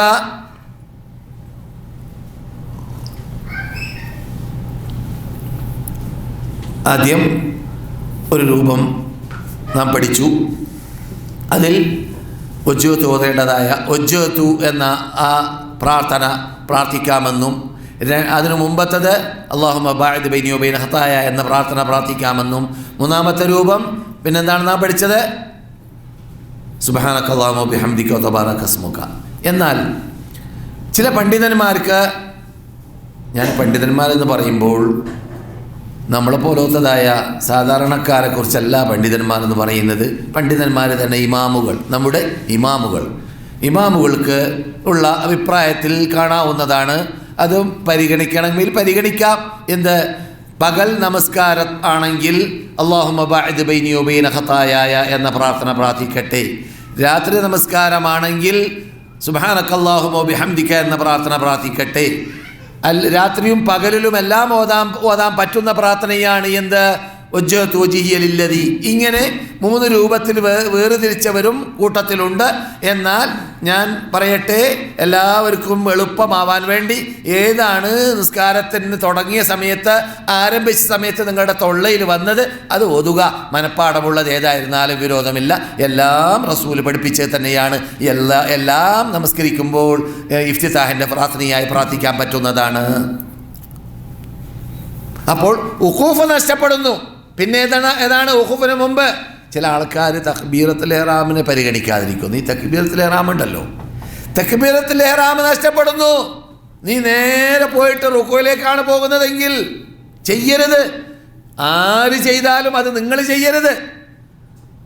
ക്ലാസ് കേൾക്കുന്ന, ഹദീസ് പഠിക്കുന്ന, നിസ്കാരം പഠിക്കുന്ന, ഖുർആനിലൂടെ സുന്നത്തിലൂടെ നമസ്കാരം സഹിയായി കിട്ടണം. നമുക്ക് ധൃതിയിൽ നിസ്കരിച്ച് തീരണം എന്നതല്ല നിർബന്ധം. നിസ്കാരം അല്ലാഹ് സ്വീകരിക്കണം എന്നതാണ് നമ്മുടെ ലക്ഷ്യം. അതുകൊണ്ട് തന്നെ നാം ഇമാം റുക്കൂലാണെങ്കിൽ ആ റുക്കു എങ്ങനെയെങ്കിലും കിട്ടണമെന്ന് നിർബന്ധം പുലർത്തി ഓടിച്ചാൽ റുക്കൂല് കടക്കരുത്. റുക്കൂല് കടക്കുമ്പോൾ തക്ബീറത്തുൽ ഇഹ്റാം എന്ന ഫർള് പോകുന്നു, ഉഖൂഫി എന്ന നൃത്തം എന്ന ഫർള് പോകുന്നു. പിന്നെ നാം അവിടെ എത്തുമ്പോൾ തന്നെ ഇമാം എന്താകുന്നു? പലപ്പോഴും റുക്കൂന്ന് പൊങ്ങുന്നു. അപ്പോൾ എന്ത് മൂന്നാമത്തെ ഫർളും പോയി. അതേതാണ്? അടങ്ങി പാർക്കുക എന്ന ഫർള്. അടങ്ങി പാർക്കുക എന്ന ഫർള്. ഈ 3 ഫർളും പോയിട്ട് പിന്നെ റുക്കു കിട്ടിയിട്ട് എന്തോടെ കാര്യം? റക്അത്തും കിട്ടിയില്ല, നിസ്കാരം കിട്ടിയില്ല. അപ്പോൾ അങ്ങനെയുള്ള അപകടത്തിൽപ്പെടാതിരിക്കാൻ വേണ്ടി റസൂലുള്ളാഹി പറഞ്ഞ ശൈലിയെക്കുറിച്ച് നിങ്ങൾ ഇനിമേലിൽ ഈ ധൃതി കാട്ടരുത് എന്നാ പറഞ്ഞത്. നിങ്ങൾ ഇനിമേലിൽ കാട്ടരുത്. അഥവാ നിബന്ധന പാലിച്ചുകൊണ്ട് ഇത്മിനാനോടുകൂടി അല്ലാഹു അക്ബർ എന്ന് കൈ കെട്ടിയിട്ട് ഇമാമിൻ്റെ അടുക്കലേക്ക് ചെന്ന് ഇമാമ് നിൽക്കുന്ന നൃത്തമാകുന്ന ആ റുകൂഇൽ എനിക്ക് അടങ്ങി പാർക്കാൻ സാധിക്കുമെന്ന് കാണുമെങ്കിൽ അത് ചെയ്തോളീൻ. അല്ലാത്ത പക്ഷം ധൃതി കൂട്ടി നിങ്ങൾ ഇതിനിമേലിൽ ചെയ്യരുത് എന്നതാണ് ആ റസൂലുള്ളാഹിന്റെ വാക്കിൻ്റെ അർത്ഥം. മനസ്സിലായില്ലേ? ഇത് പെണ്ണുങ്ങൾക്ക് ബാധകമല്ലല്ലോ എന്ന് പറഞ്ഞേക്കാം. പെണ്ണുങ്ങൾ പള്ളിയിലുണ്ടെങ്കിൽ ബാധകമാണ്, പള്ളിയിൽ നിസ്കരിക്കാനുണ്ടെങ്കിൽ ബാധകമാണ്. പെണ്ണുങ്ങൾ ജമാഅത്തിന് പോകൽ നിർബന്ധമല്ല, അവർക്ക് പോകാം, ജായിസാണ്, അനുവദനീയമാണ്. മനസ്സിലായില്ലേ? തടയാനുള്ള അധികാരവും പുരുഷന്മാർക്കില്ല. എപ്പോൾ? അവർ പർദ്ദ ധരിച്ചിട്ടാണ് പോകുന്നത്, പള്ളി അടുത്താണ്, അപകട സാധ്യതയില്ല, പോകുന്നത് കൊണ്ട് വീട്ടിലുള്ള ബാധ്യത നിർവഹിക്കുന്നതിൽ വീഴ്ച വരാനുമില്ല. ഇതിങ്ങനെയൊക്കെയാണെങ്കിൽ അവരെ തടയാനും പാടില്ല എന്നാണ്. അതുകൊണ്ട് തന്നെ റസൂലുള്ളാഹി സ്വല്ലല്ലാഹു അലൈഹി വസല്ലം പറഞ്ഞതായ ഒരു പദം എന്ത്? ലാ തംനഊ നിസാ അല്ലാഹി ഇമാ അല്ലാഹി മസാജിദല്ലാഹ്, ലാ തംനഊ ഇമാ അല്ലാഹി മസാജിദല്ലാഹ്. അള്ളാഹിൻ്റെ വീടുകളിൽ വരുന്നതിനെ തൊട്ട് അള്ളാഹിൻ്റെ അടിമ സ്ത്രീകളായ ദാസികളായ പെണ്ണുങ്ങളെ നിങ്ങൾ തടയരുതേ എന്ന് റസൂലുള്ളാഹി സ്വല്ലല്ലാഹു അലൈഹി വസല്ലമന്റെ കൽപ്പന. മനസ്സിലായില്ലേ?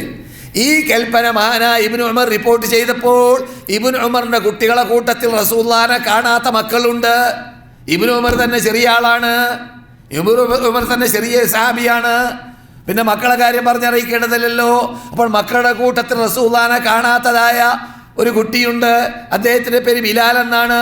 ബിലാൽ കേട്ട ഉടനെ തന്നെ പറഞ്ഞു, പക്ഷേ കുട്ടിയാണെങ്കിൽ കല്യാണം കഴിച്ച സന്ദർഭമാണ്, അതുകൊണ്ട് മൂപ്പര് പറഞ്ഞു എൻ്റെ പെണ്ണിനെ ഞാൻ തടയുക തന്നെ ചെയ്യും, ഞാൻ കെട്ടിയ പെണ്ണിനെ ഞാൻ തടയൂന്ന് വാപ്പാൻ്റെ മുമ്പിൽ വെച്ചിട്ട് പറഞ്ഞു റസൂലുള്ളാഹിൻ്റെ വാക്ക് കേട്ടപ്പോൾ.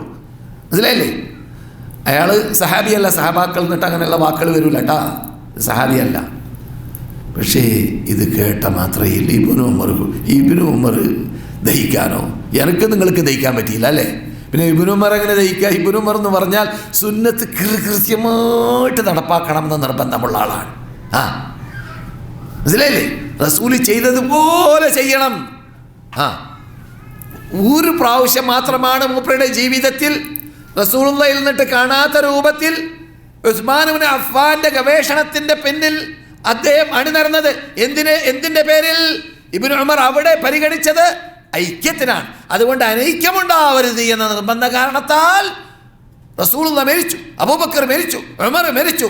എന്നിട്ട് ശേഷം വരുന്ന ആളാണ് ഉസ്മാൻ. ഉസ്മാനിന്റെ ഭരണകൂടത്തിൽ ഉസ്മാൻ നീണ്ട കാലഘട്ടം മരിച്ച ആളിൽപ്പെട്ട ആളാണ്. അദ്ദേഹത്തിന്റെ ഭരണകൂടത്തിൽ ഉസ്മാൻ ഹജ്ജിന് പോകുന്നു. ഇതുവരെ പറഞ്ഞവരെല്ലാം ഹജ്ജ് വേളയിൽ മിനയിൽ ഖസ്റായി നമസ്കരിച്ചു, അറഫയിൽ ഖസ്റുൻ ജമ്മുമായി നമസ്കരിച്ചു, മുസ്ദലിഫയിൽ ഖസ്റുൻ ജമ്മുമായി നമസ്കരിച്ചു. അങ്ങനെയാണ് സംഭവം. മനസ്സിലായില്ലേ? അതേ സമയത്ത് ഇവിടെ എന്ത് സംഭവിച്ചു? ഇവിടെ മഹാനായ ഉസ്മാൻ ഇബ്നു അഫ്ഫാൻ, കാരണം ഫുഖഹാക്കൾ പറയുന്നത് ഉസ്മാനിന്റെ ഭാര്യ മക്കത്തുണ്ടായിരുന്നു എന്നതുകൊണ്ട് ഉസ്മാൻ ഒരു വീടുള്ളത് കൊണ്ട് അദ്ദേഹം മുസാഫിർ അല്ല എന്നത് ഗണിച്ചതാണ് എന്നതായിരിക്കും. ഏതായാലും അദ്ദേഹത്തിന്റെ ഈ ഇജ്തിഹാദിന് നമുക്ക് ചോദ്യമില്ല. ഒരു പക്ഷേ അദ്ദേഹം ഇങ്ങനെയും ചെയ്യാം, ജായിസ് എന്ന ലോകത്തിന് പഠിപ്പിക്കാൻ വേണ്ടിയായിരിക്കും. അഥവാ അവിടെ കൊടി പിടിക്കേണ്ട ആവശ്യമില്ല, ആരെങ്കിലും പരിപൂർണമായി നമസ്കരിച്ചാൽ അത് പാടില്ല എന്നോ അത് സഹി അല്ല എന്നോ പറയാൻ പാടില്ല എന്ന് പഠിപ്പിക്കാൻ വേണ്ടിയായിരിക്കാം. എന്തെങ്കിലും ആവട്ടെ, ഇവിടെ ഉസ്മാൻ ഇബ്നു അഫ്ഫാൻ അങ്ങനെ അറഫയിൽ ജമ്മാക്കി നമസ്കരിച്ചില്ല, ഖസ്റാക്കി നമസ്കരിച്ചില്ല, പൂർത്തിയാക്കി നമസ്കരിച്ചപ്പോൾ ഇബ്നു ഉമർ പറയുന്നു, കേട്ടോളീൻ. ഇബ്നു ഉമർ പറയുന്നു, ഞാൻ അവരുടെ ബാക്കിൽ എന്ത് ചെയ്തു? അവർ നമസ്കരിച്ചതുപോലെ നമസ്കരിച്ചു. എന്തേ? ഭിന്നിപ്പ് ഞാൻ ഇഷ്ടപ്പെടാത്തത് കൊണ്ട് തന്നെ. സുബ്ഹാനല്ലാഹ്. ഏത് ഇബ്നു ഉമർ? ജീവിതം മുഴുവനും റസൂൽ കൽപ്പിച്ചതുപോലെ അല്ലാതെ ജീവിക്കാത്ത ഇബ്നു ഉമർ. ഭിന്നിപ്പുണ്ടാകുമെന്ന് പേടിച്ചപ്പോൾ അതെ നേതാവിനെ വഴിപ്പെടണം. നേതാവ് ആരാണ്? ഉസ്മാനാണ്. ഉസ്മാൻ ഖലീഫയാണ്. ഖലീഫയോട് മാറ് കാട്ടാൻ പാടില്ലെന്ന് റസൂലുള്ളാഹിന്റെ കൽപ്പനയാണ്. അതുകൊണ്ട് ഞാൻ ഭിന്നിപ്പ് വേണ്ടാന്ന് വെച്ചു. എത്ര ശ്രദ്ധിക്കേണ്ട കാര്യമാണ് ഗ്രൂപ്പീസം, എത്ര ശ്രദ്ധിക്കേണ്ട കാര്യമാണ് അനൈക്യം. ഇബ്നു ഉമർ സഹാബാക്കൾ ഈ പറഞ്ഞ ഉസ്മാനും അവരൊക്കെ മരിച്ച ശേഷം പിന്നെ അദ്ദേഹം മാത്രം നേതൃത്വം വഹിച്ചുകൊണ്ട് ഹജ്ജ് ചെയ്തതായ ഒരു ഹജ്ജുണ്ട്. ആ ഹജ്ജ് ചരിത്രത്തിൽ പ്രാധാന്യം അറിയിക്കപ്പെടുന്നുണ്ട് മറ്റു നേതാക്കളെ പോലെ. എന്തേ? അന്നത്തെ കാലഘട്ടത്തിൽ പേരെടുത്തതായ മഹാനായ ഒരു വ്യക്തിയായിരുന്നു സഹാബാക്കളുടെ കൂട്ടത്തിൽ ഇബ്നു ഉമർ. അതുകൊണ്ട് ഇബ്നു ഉമറിന്റെ കൂടെ ചെയ്തതായ ഹജ്ജ് എന്ന പേരിൽ താബിഈങ്ങൾ എന്നിട്ട് പലരും പറയുന്ന കാണാം. അതാണ് ഇബ്നു ഉമർ. ഹാജിമാരോട് ഞാൻ പറയാറുണ്ട് ഇതേ സദസ്സിൽ, നിങ്ങളൊരു പക്ഷേ കേട്ടവരുണ്ടായിരിക്കാം, കേൾക്കാത്തവരുണ്ടായിരിക്കാം. മദീനത്തുള്ളതായ ബാബുന്നിസാ ഉണ്ടല്ലോ, ആ ബാബുന്നിസാനെ നോക്കിയിട്ട് റസൂൽ ഒരു അവസരത്തിൽ ഒരു പറച്ചിൽ പറഞ്ഞു. എന്ത്?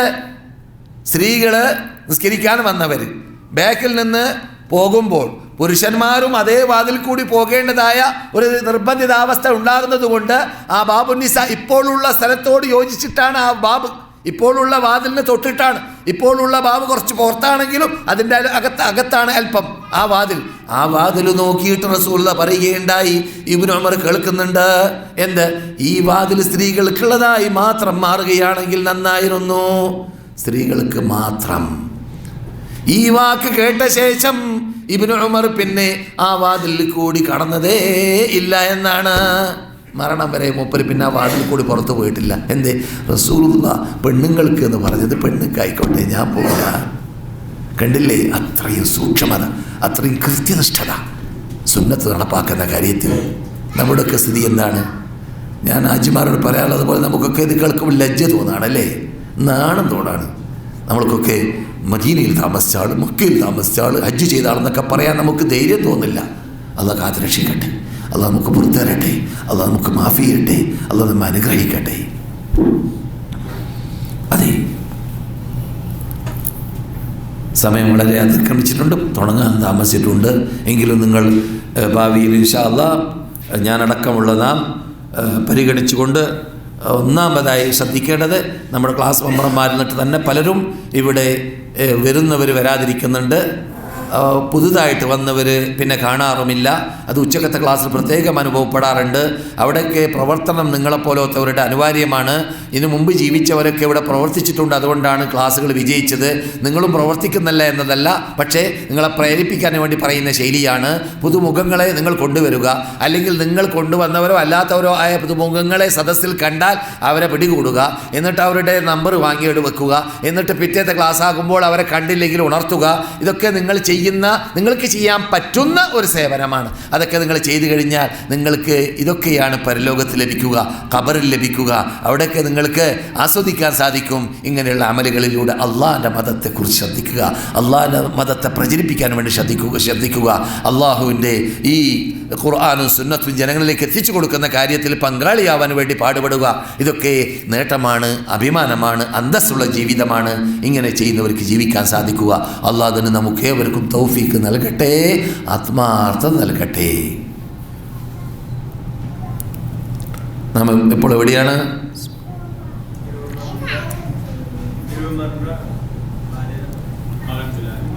അതെ, കുട്ടി എന്തു പറഞ്ഞു? എൻ്റെ ഭാര്യയെ ഞാൻ പള്ളിയിലേക്ക് അയക്കുക തന്നെ ഇല്ല എന്ന് പറഞ്ഞു. റസൂലുള്ളാഹി തടയരുത് എന്ന് പറഞ്ഞ വാക്ക് കേട്ടപ്പോൾ ആ കുട്ടി പറഞ്ഞു, ഞാൻ തടയുക തന്നെ ചെയ്യും. അപ്പോൾ ഇബ്നു ഉമർ അദ്ദേഹത്തോട് പറയുകയുണ്ടായി, എന്താ പറഞ്ഞത്? ഗ്രന്ഥത്തിൽ തന്നെ രേഖപ്പെടുത്താൻ, ഹദീസിൻ്റെ ഗ്രന്ഥങ്ങളിൽ രേഖപ്പെടുത്താൻ പ്രയാസമുള്ള പദങ്ങളായതുകൊണ്ട് ഗ്രന്ഥത്തിൽ രേഖപ്പെടുത്തിയിട്ടില്ല. പൊളിച്ച ചീത്ത പറഞ്ഞു എന്ന് പറഞ്ഞു വിട്ടിരിക്കുകയാണ്. അതുവരെ ഇബ്നു ഉമർ ആരും അങ്ങനെ ചീത്ത പറഞ്ഞിട്ടില്ല. മകരെ പൊളിച്ച ചീത്ത പറഞ്ഞു. ബുഖാരിയിലാണ് സംഭവട്ടാ, മുസ്ലിമിനുമുണ്ട്. ബുഖാരിയുടെ ലഫ്ദിലില്ലാത്ത വേറൊരു ലഫ്ദുണ്ട്. ആ പദം സഹീ തന്നെയാണ്. എന്ത്? മരണം വരെ ആ മകനോട് പിന്നെ സംസാരിച്ചില്ല ഇബ്നു ഉമർ. റസൂലുള്ളാഹി പറഞ്ഞതിനെ ഞാൻ കൂട്ടാക്കൂല എന്ന് പറഞ്ഞ മകനോട് പിന്നെ മരണം വരെ സംസാരിച്ചില്ല. കേട്ടോ? അപ്പോൾ ഞാൻ ഈ പറഞ്ഞ ഹദീസിൽ നിന്നിട്ട് നാം പഠിക്കേണ്ടത് എന്താണ്? മിതമായ ശൈലി മനസ്സിലാക്കുക. എന്ത്? സ്ത്രീകൾ നിബന്ധന ഒത്തിട്ടാണ് പോകുന്നതെങ്കിൽ അവരെ പള്ളിയിലേക്ക് വിടാം. അങ്ങനെ പള്ളിയിലേക്ക് വിടുന്ന സന്ദർഭത്തിൽ സ്ത്രീകൾ പള്ളിയിലേക്ക് എത്തിയാൽ സഫ് ശരിയാക്കുക, അണി ശരിയാക്കുക. ശ്രദ്ധിക്കേണ്ട കാര്യമാണ് ഇമാമിൻ്റെ മുമ്പിലായി പോകാതിരിക്കുവാൻ. ശ്രദ്ധിക്കേണ്ട കാര്യമാണ് ഇമാമിൻ്റെ ബേക്കിലാവാതിരിക്കാൻ. ശ്രദ്ധിക്കേണ്ട കാര്യമാണ് അപ്രകാരം തന്നെ ഇമാമിനോടൊപ്പമാവാതിരിക്കാൻ. ശ്രദ്ധിക്കേണ്ട കാര്യമാണ് ഇമാമിനോട് തുടരുക എന്നത് ശ്രദ്ധിക്കേണ്ട കാര്യമാണ്. മനസ്സിലായോ? എന്താ പറഞ്ഞത്? ഇമാമിൻ്റെ മുമ്പിലാവരുത്, ഇമാമിൻ്റെ ബേക്കിലാവരുത്, ഇമാമിൻ്റെ കൂടെയാവരുത്. പിന്നെയോ ഇമാം പോയ ശേഷം ഇമാമിൻ്റെ കൂടെ. അപ്പോൾ ഇമാമിൻ്റെ ബേക്കിൽ എന്ന് പറഞ്ഞാൽ വളരെ പിന്നെ പോവുക. ഇമാം എപ്പോഴോ പോയി, മൂപ്പരെപ്പോഴോ പോവുക. അപ്പോൾ ബേക്കിലായി, അത് തെറ്റാണ്. ഇമാമിൻ്റെ കൂടെയോ ഇമാം പോകുമ്പോൾ തന്നെ പോവുക, അതും തെറ്റാണ്. ഇമാമിനേക്കാൾ മുമ്പിലോ, അത് പിന്നെ പറയേണ്ട ആവശ്യമില്ല, എല്ലാവർക്കും അറിയാം. അങ്ങനെ പോകുന്നവൻ്റെ കഴുത്ത് തന്നെ കഴുതയുടെ കഴുത്ത് പോലെ ആവട്ടെ എന്ന ശൈലിയിലൊക്കെ സംസാരിച്ചതായ ഭാഗമുണ്ട്, എൻ്റെ ഓർമ്മ ശരിയാണെങ്കിൽ. അല്ലെങ്കിൽ അത് റസൂൽ പറഞ്ഞത് ആരെക്കുറിച്ചാണ്? നിസ്കരിക്കുമ്പോൾ മീതെ നോക്കിയവരെ കുറിച്ചായിരിക്കും. നിസ്കരിക്കുമ്പോൾ മീതെ നോക്കിയവരെ കുറിച്ചായിരിക്കും. എൻ്റെ ഓർമ്മയിൽ വരുന്നില്ല, ഞാനത് എൻ്റെ ശ്രദ്ധയിൽ ഇപ്പോൾ പെട്ടിട്ടില്ല. നാം ക്ലാസ്സിൽ പറഞ്ഞ ഭാഗമാണ്, നമുക്ക് ഉറപ്പിച്ച് പറയാം പിന്നെ വരുന്ന ക്ലാസ്സുകളിൽ. എന്താ പറഞ്ഞു വരുന്നത്? അപ്പോൾ പിന്നെ എന്താണ് അനുവദിക്കപ്പെട്ടത്? ഇമാമ് പോയി അല്ലാഹു അക്ബർ എന്ന് ഇമാമ് പറഞ്ഞു. ഇമാമിനെ കാണുകയാണെങ്കിൽ ഇമാമ് ആ സ്ഥലത്തേക്ക് എത്തിയാൽ നമ്മൾ പോവാം. റുക്കോയിലേക്ക് എത്തിയാൽ നാം റുക്കോ ആരംഭിക്കാം, സുജൂദിലേക്ക് എത്തിയാൽ നാം സുജൂദിലേക്ക് ആരംഭിക്കാം. മനസ്സിലായില്ലേ? അതാണ് അതിൻ്റെ ശരിയായ ശൈലി. ഇനി കാണുന്നില്ലെങ്കിൽ ആ തക്ബീറത്തുൽ ഇഹ്റാം അവസാനിപ്പിച്ച് കഴിഞ്ഞാൽ, കാണാത്തവരാണ് അധികവും, കാരണം പെണ്ണുങ്ങൾ തീരെ കാണൂല, മറ്റുള്ളവർ തന്നെ ബേക്കിലായിരിക്കും. അപ്പോൾ തിരക്കും ദിക്കുള്ള മസലാണെങ്കിൽ ഇമാമ തക്ബീറത്തുൽ ഇഹ്റാം ചൊല്ലിക്കഴിഞ്ഞ ശേഷം നമ്മുടെ തക്ബീറത്തുൽ ഇഹ്റാം അല്ലെങ്കിൽ തക്ബീറത്ത് നാം ആരംഭിക്കുക. അപ്പോൾ തുടരെ ഇത്തിബാ വരുന്നു, മുസാബഖ വരുന്നില്ല, തഅഖിർ വരുന്നില്ല, പിന്തൽ വരുന്നില്ല. ഇതൊക്കെ പള്ളിയിലേക്ക് പോകുന്നവർ ചെയ്യേണ്ടതായ ഭാഗമാണ്. സ്ത്രീകൾ പള്ളിയിൽ പോകൽ നിർബന്ധമില്ല എന്ന് ഞാൻ പറഞ്ഞു. നിബന്ധന ഒത്തിട്ടാണ് പോകുന്നതെങ്കിൽ പോയിക്കോട്ടെ, തെറ്റുമല്ല എന്നും പറഞ്ഞു. അതേസമയത്ത് റസൂലുള്ളാഹിൻ്റെ അതുകൊണ്ട് അത് എവിടുന്നാണ് സഹാബാക്കളും താബിഈങ്ങളും സലഫ് സാലിഹീങ്ങളും അങ്ങനെ പഠിച്ചത്? നമ്മുടെ നാട്ടിലുള്ള ഏത് മദ്ഹബ് ഗ്രന്ഥം പരിശോധിച്ചാൽ ഷാഫി മദ്ഹബിൽ പ്രത്യേകിച്ച് പറയുന്നുണ്ട്, സ്ത്രീകൾ ഹദീസിൻ്റെ അടിസ്ഥാനത്തിൽ സ്ത്രീകൾ നിൽക്കേണ്ടത് അവസാനത്തെ സഫിലാണ്, ആദ്യത്തെ സഫിൽ നിൽക്കേണ്ടത് പുരുഷന്മാരാണ്. ഇത് നമ്മുടെ നാട്ടിലെ പള്ളി ദർസൊക്കെ പഠിപ്പിക്കുന്നുണ്ട്. അപ്പോൾ പള്ളിയിലേക്ക് സ്ത്രീകൾ പോകാൻ പാടില്ലെങ്കിൽ പിന്നെ ആ സഫിൻ്റെ സ്ഥലം പറയേണ്ട ആവശ്യമില്ലല്ലോ, അല്ലേ? ഏത് പള്ളിയിലും പള്ളി ദർസിൽ പഠിപ്പിക്കുന്ന ഭാഗമാണിത്. സ്ത്രീകൾ നിൽക്കേണ്ടത് അവസാനത്തെ സഫിലാണ്. എന്തിന്? നിസ്കാരം കഴിഞ്ഞാൽ ഉടനെ എന്ത് ചെയ്യണം? അവരവിടെ നിന്ന് സ്ഥലം വിടണം. മനസ്സിലായില്ലേ? അതിനുവേണ്ടിയാണ് അവസാന സഫൽ.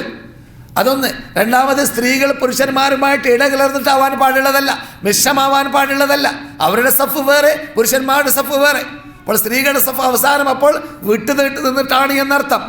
അതുകൊണ്ട് തന്നെ സ്ത്രീകൾ ഇന്നത്തെ കാലഘട്ടത്തിൽ പണ്ടുള്ള കാലഘട്ടം പോലെയല്ല. ആയിഷയുടെ അവസാന കാലഘട്ടത്തിൽ തന്നെ റസൂലുള്ളാഹി പറഞ്ഞ കാലത്തെക്കുറിച്ച് പറഞ്ഞുകൊണ്ട് അത്ഭുതപ്പെടാറുണ്ടായിരുന്നു. അതുപോലെ തന്നെ സഹാബാക്കളിൽ നിന്ന് ചെറിയവരൊക്കെ റസൂലുള്ളാഹിന്റെ കാലഘട്ടങ്ങളിൽ ഉണ്ടായിരുന്നതായ സ്ത്രീകളെപ്പോലെയല്ല ഇന്നത്തെ സ്ത്രീകൾ എന്നത് പറഞ്ഞതായ സ്ത്രീകൾ സഹാബാക്കളുടെ ഭാര്യമാരിൽ ഉണ്ടായി സ്ത്രീകളിൽ. അതുകൊണ്ട് തന്നെ അവർ എന്ത് ചെയ്തു? സ്ത്രീകൾ പള്ളിയിലേക്ക് പോകുന്നത് പലപ്പോഴും അങ്ങനെയുള്ള അപകട മേഖലയിൽ വേണ്ട എന്ന തത്വം വെച്ച് പുലർത്തുന്ന സഹാബാക്കൾ എന്നിട്ട് ചിലരുണ്ടാവുകയും ചെയ്തു. അതുകൊണ്ട് ഇഷ്ടമുള്ളവർക്ക് പള്ളിയിലേക്ക് വിടാം, ഇഷ്ടമില്ലെങ്കിൽ പള്ളിയിലേക്ക് വിടരുത് എന്നതാണ് അങ്ങനെയുള്ള ശൈലി മനസ്സിലാക്കുന്നവരോട് നാം പറയാറുള്ളത്. അഥവാ നിബന്ധന പാലിക്കുന്നില്ലെങ്കിൽ, പർദ്ദയോടുകൂടി പോകുന്നില്ലെങ്കിൽ, വേഷം പെരേടാണ് ഉദ്ദേശിക്കുന്നതെങ്കിൽ, ഭംഗിയുള്ള പെണ്ണാണെങ്കിൽ, യുവതികളാണെങ്കിൽ, അപകടമുണ്ട് എന്ന് ഭയമുണ്ടെങ്കിൽ അങ്ങനെയുള്ള സന്ദർഭങ്ങളിലൊക്കെ പള്ളിയിലേക്ക് വിടേണ്ടതില്ല. ഇന്നത്തെ യുഗം പണ്ടുള്ള കാലത്തേക്കാളും അപകടമുള്ളതായ യുഗങ്ങളാണ്. അതുകൊണ്ട് പള്ളിയിലേക്ക് പർദ്ദ വലിച്ചെറിഞ്ഞുകൊണ്ട് പോകുന്നതായ സ്ത്രീകൾ പള്ളിയിലേക്ക് പർദ്ദ വലിച്ചെറിഞ്ഞുകൊണ്ട് പോകുന്ന വേളയിൽ ധാരാളം അപകടങ്ങൾ ഉണ്ടാവാൻ സാധ്യതയുണ്ട് ഇന്നത്തെ യുഗത്തിൽ. എന്നതുകൊണ്ട് തന്നെ സൂക്ഷ്മത, ഇത്തരം കാര്യങ്ങൾ പാലിക്കൽ നല്ലതാണ്.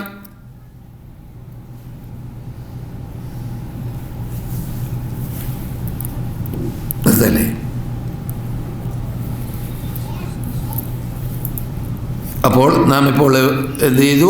തക്ബീറത്തുൽ ഇഹ്റാമിൽ അപ്രകാരം തന്നെ ഉജ്ജഹത്തിൻ്റെ കോലങ്ങൾ അല്ലെങ്കിൽ ദുആ ഇഫ്തിതാഹിൻ്റെ കോലങ്ങൾ ഇതൊക്കെ പഠിച്ച് അള്ളാഹിൻ്റെ മുമ്പിൽ നിന്നു. എന്നിട്ട് പിന്നെ ഫാത്തിഹ ആരംഭിക്കുന്നതിന് മുമ്പ് അഊദു ബില്ലാഹി മിനശ് ശൈത്വാനിർ റജീം എന്ന് നാം എന്ത് ചെയ്യുക? പൈശാചിക ശല്യത്തെ തൊട്ട് കാവലിനെ ചോദിക്കുകയും ചെയ്യുക. അഊദു ബില്ലാഹി മിനശ് ശൈത്വാനി അർ-റജീം, അഊദു ബില്ലാഹി സമീഉൽ അലീം മിനശ് ശൈത്വാനിർ റജീം മിൻ ഹംസിഹി വലംസിഹി വനഫ്ഖിഹി വനഫസിഹി എന്നും വേണമെങ്കിൽ ചെല്ലാം മനപ്പാടമുണ്ടെങ്കിൽ. പൈശാചിക ശല്യത്തിൻ്റെ എല്ലാ ഇനങ്ങൾ അതിൽ പെടുന്നുണ്ട്. അത് സുന്നത്തായ നിസ്കാരത്തിലും ഫർളായ നിസ്കാരത്തിലും എല്ലാം അനുവദനീയമാണ്. പ്രത്യേകിച്ച് സുന്നത്ത് നിസ്കാരം തനിച്ചാൽ നിസ്കരിക്കുന്നതെങ്കിൽ അതൊക്കെ നീട്ടി വലിച്ച് ചെല്ലാൻ സാധിക്കുന്നതുമാണ്. നേരത്തെ അലി ഇബ്നു അബി താലിബ് റിപ്പോർട്ട് ചെയ്തതായ ഉജ്ജഹത്തുൽ പറഞ്ഞതുപോലെ നീണ്ടതാണ് ആ പ്രാർത്ഥന.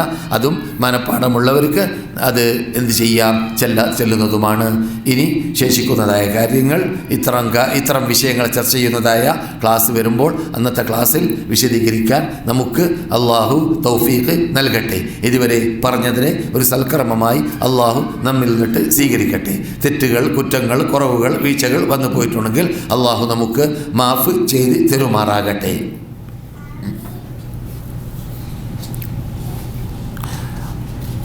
اللهم أعز الإسلام والمسلمين وأذل الشرك والمشركين وانصرنا على القوم الكافرين.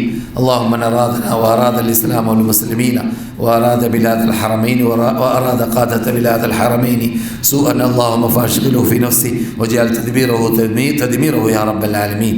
നമ്മിൽ നിന്നിട്ട് മരണപ്പെട്ടവർക്ക് അള്ളാഹു പുറത്തു കൊടുക്കട്ടെ. അവരുടെ ഖബറുകളെ അള്ളാഹു സ്വർഗ്ഗത്തോപ്പാക്കി മാറ്റട്ടെ. അവരോടൊപ്പം നമ്മെ അള്ളാഹു സ്വർഗ്ഗത്തിൽ വെച്ച് കൂട്ടട്ടെ. അപ്രകാരം നമ്മിൽ നിന്നിട്ട് രോഗത്തെ അള്ളാഹു സുഖപ്പെടുത്തട്ടെ. അവർക്ക് അള്ളാഹു പരിപൂർണ്ണ ആരോഗ്യം നൽകട്ടെ. അവർക്കും നമുക്കും അള്ളാഹുവിൻ്റെ മതത്തിൽ അടിയുറച്ചൊന്നുകൊണ്ട് മരണം വരെ സേവനം ചെയ്യാനുള്ള ശാരീരിക, സാമ്പത്തിക, വിജ്ഞാന, ഈമാന ശേഷി നൽകട്ടെ. അപ്രകാരം തന്നെ ഇങ്ങനെയുള്ള ക്ലാസ്സുകളെ അള്ളാഹുവിൻ്റെ ഇൽമിനെ പ്രചരിപ്പിക്കുന്ന സദസ്സുകളെ വികസിപ്പിക്കാനുള്ളതായ തൗഫീഖ് അള്ളാഹു നമുക്ക് നൽകട്ടെ. അത് വികസിപ്പിക്കാനുള്ളതായ സൗകര്യങ്ങൾ അള്ളാഹു നമുക്ക് നൽകട്ടെ. അതിന് അനിവാര്യമായ സാമ്പത്തിക, ശാരീരിക ശേഷി നമുക്ക് അള്ളാഹു നൽകുമാറാകട്ടെ. اللهم اعز الاسلام والمسلمين واذل الشرك والمشركين وانصرنا على القوم الكافرين. മലയാളികൾ നമ്മുടെ ക്ലാസ്സിൽ വരാൻ പറ്റുന്ന മലയാളികൾ തന്നെ മദീനയിൽ ധാരാളമുണ്ട്. നാളെ ഉച്ചക്കുള്ള ക്ലാസ്സിലേക്ക് ഹാജിമാരെയും അഥവാ ഉംറക്ക് വേണ്ടി വന്നവരെയും കൊണ്ടുവരാൻ വേണ്ടി പാടുപെടുക. വാഖിറു ദഅവാന അനിൽ ഹംദുലില്ലാഹി റബ്ബിൽ ആലമീൻ.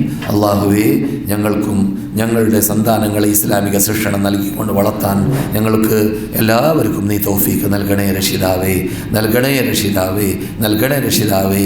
കുട്ടികളെയും സന്താനങ്ങളെയും പരിസരങ്ങളെയും ഇസ്ലാമീകരിച്ച് വളർത്തുന്നതിൻ്റെ തടസ്സങ്ങളെല്ലാം വളർത്തുന്നതിന് മുമ്പിലുള്ളതായ സർവ്വ തടസ്സങ്ങളെ നീക്കം ചെയ്യാൻ, ദൂരപ്പെടുത്താൻ ഞങ്ങൾക്ക് നീ തൗഫീഖ് നൽകണേ നാഥ, നൽകണേ നാഥ, നൽകണേ നാഥ. വാഖിറു ദഅവാന അനിൽ ഹംദുലില്ലാഹി റബ്ബിൽ ആലമീൻ. അല്ലാഹുമ്മ സ്വല്ലി അലാ മുഹമ്മദ് വഅലാ ആലി മുഹമ്മദ്. അസ്സലാമു അലൈക്കും വറഹ്മത്തുള്ളാഹി വബറകാതുഹു.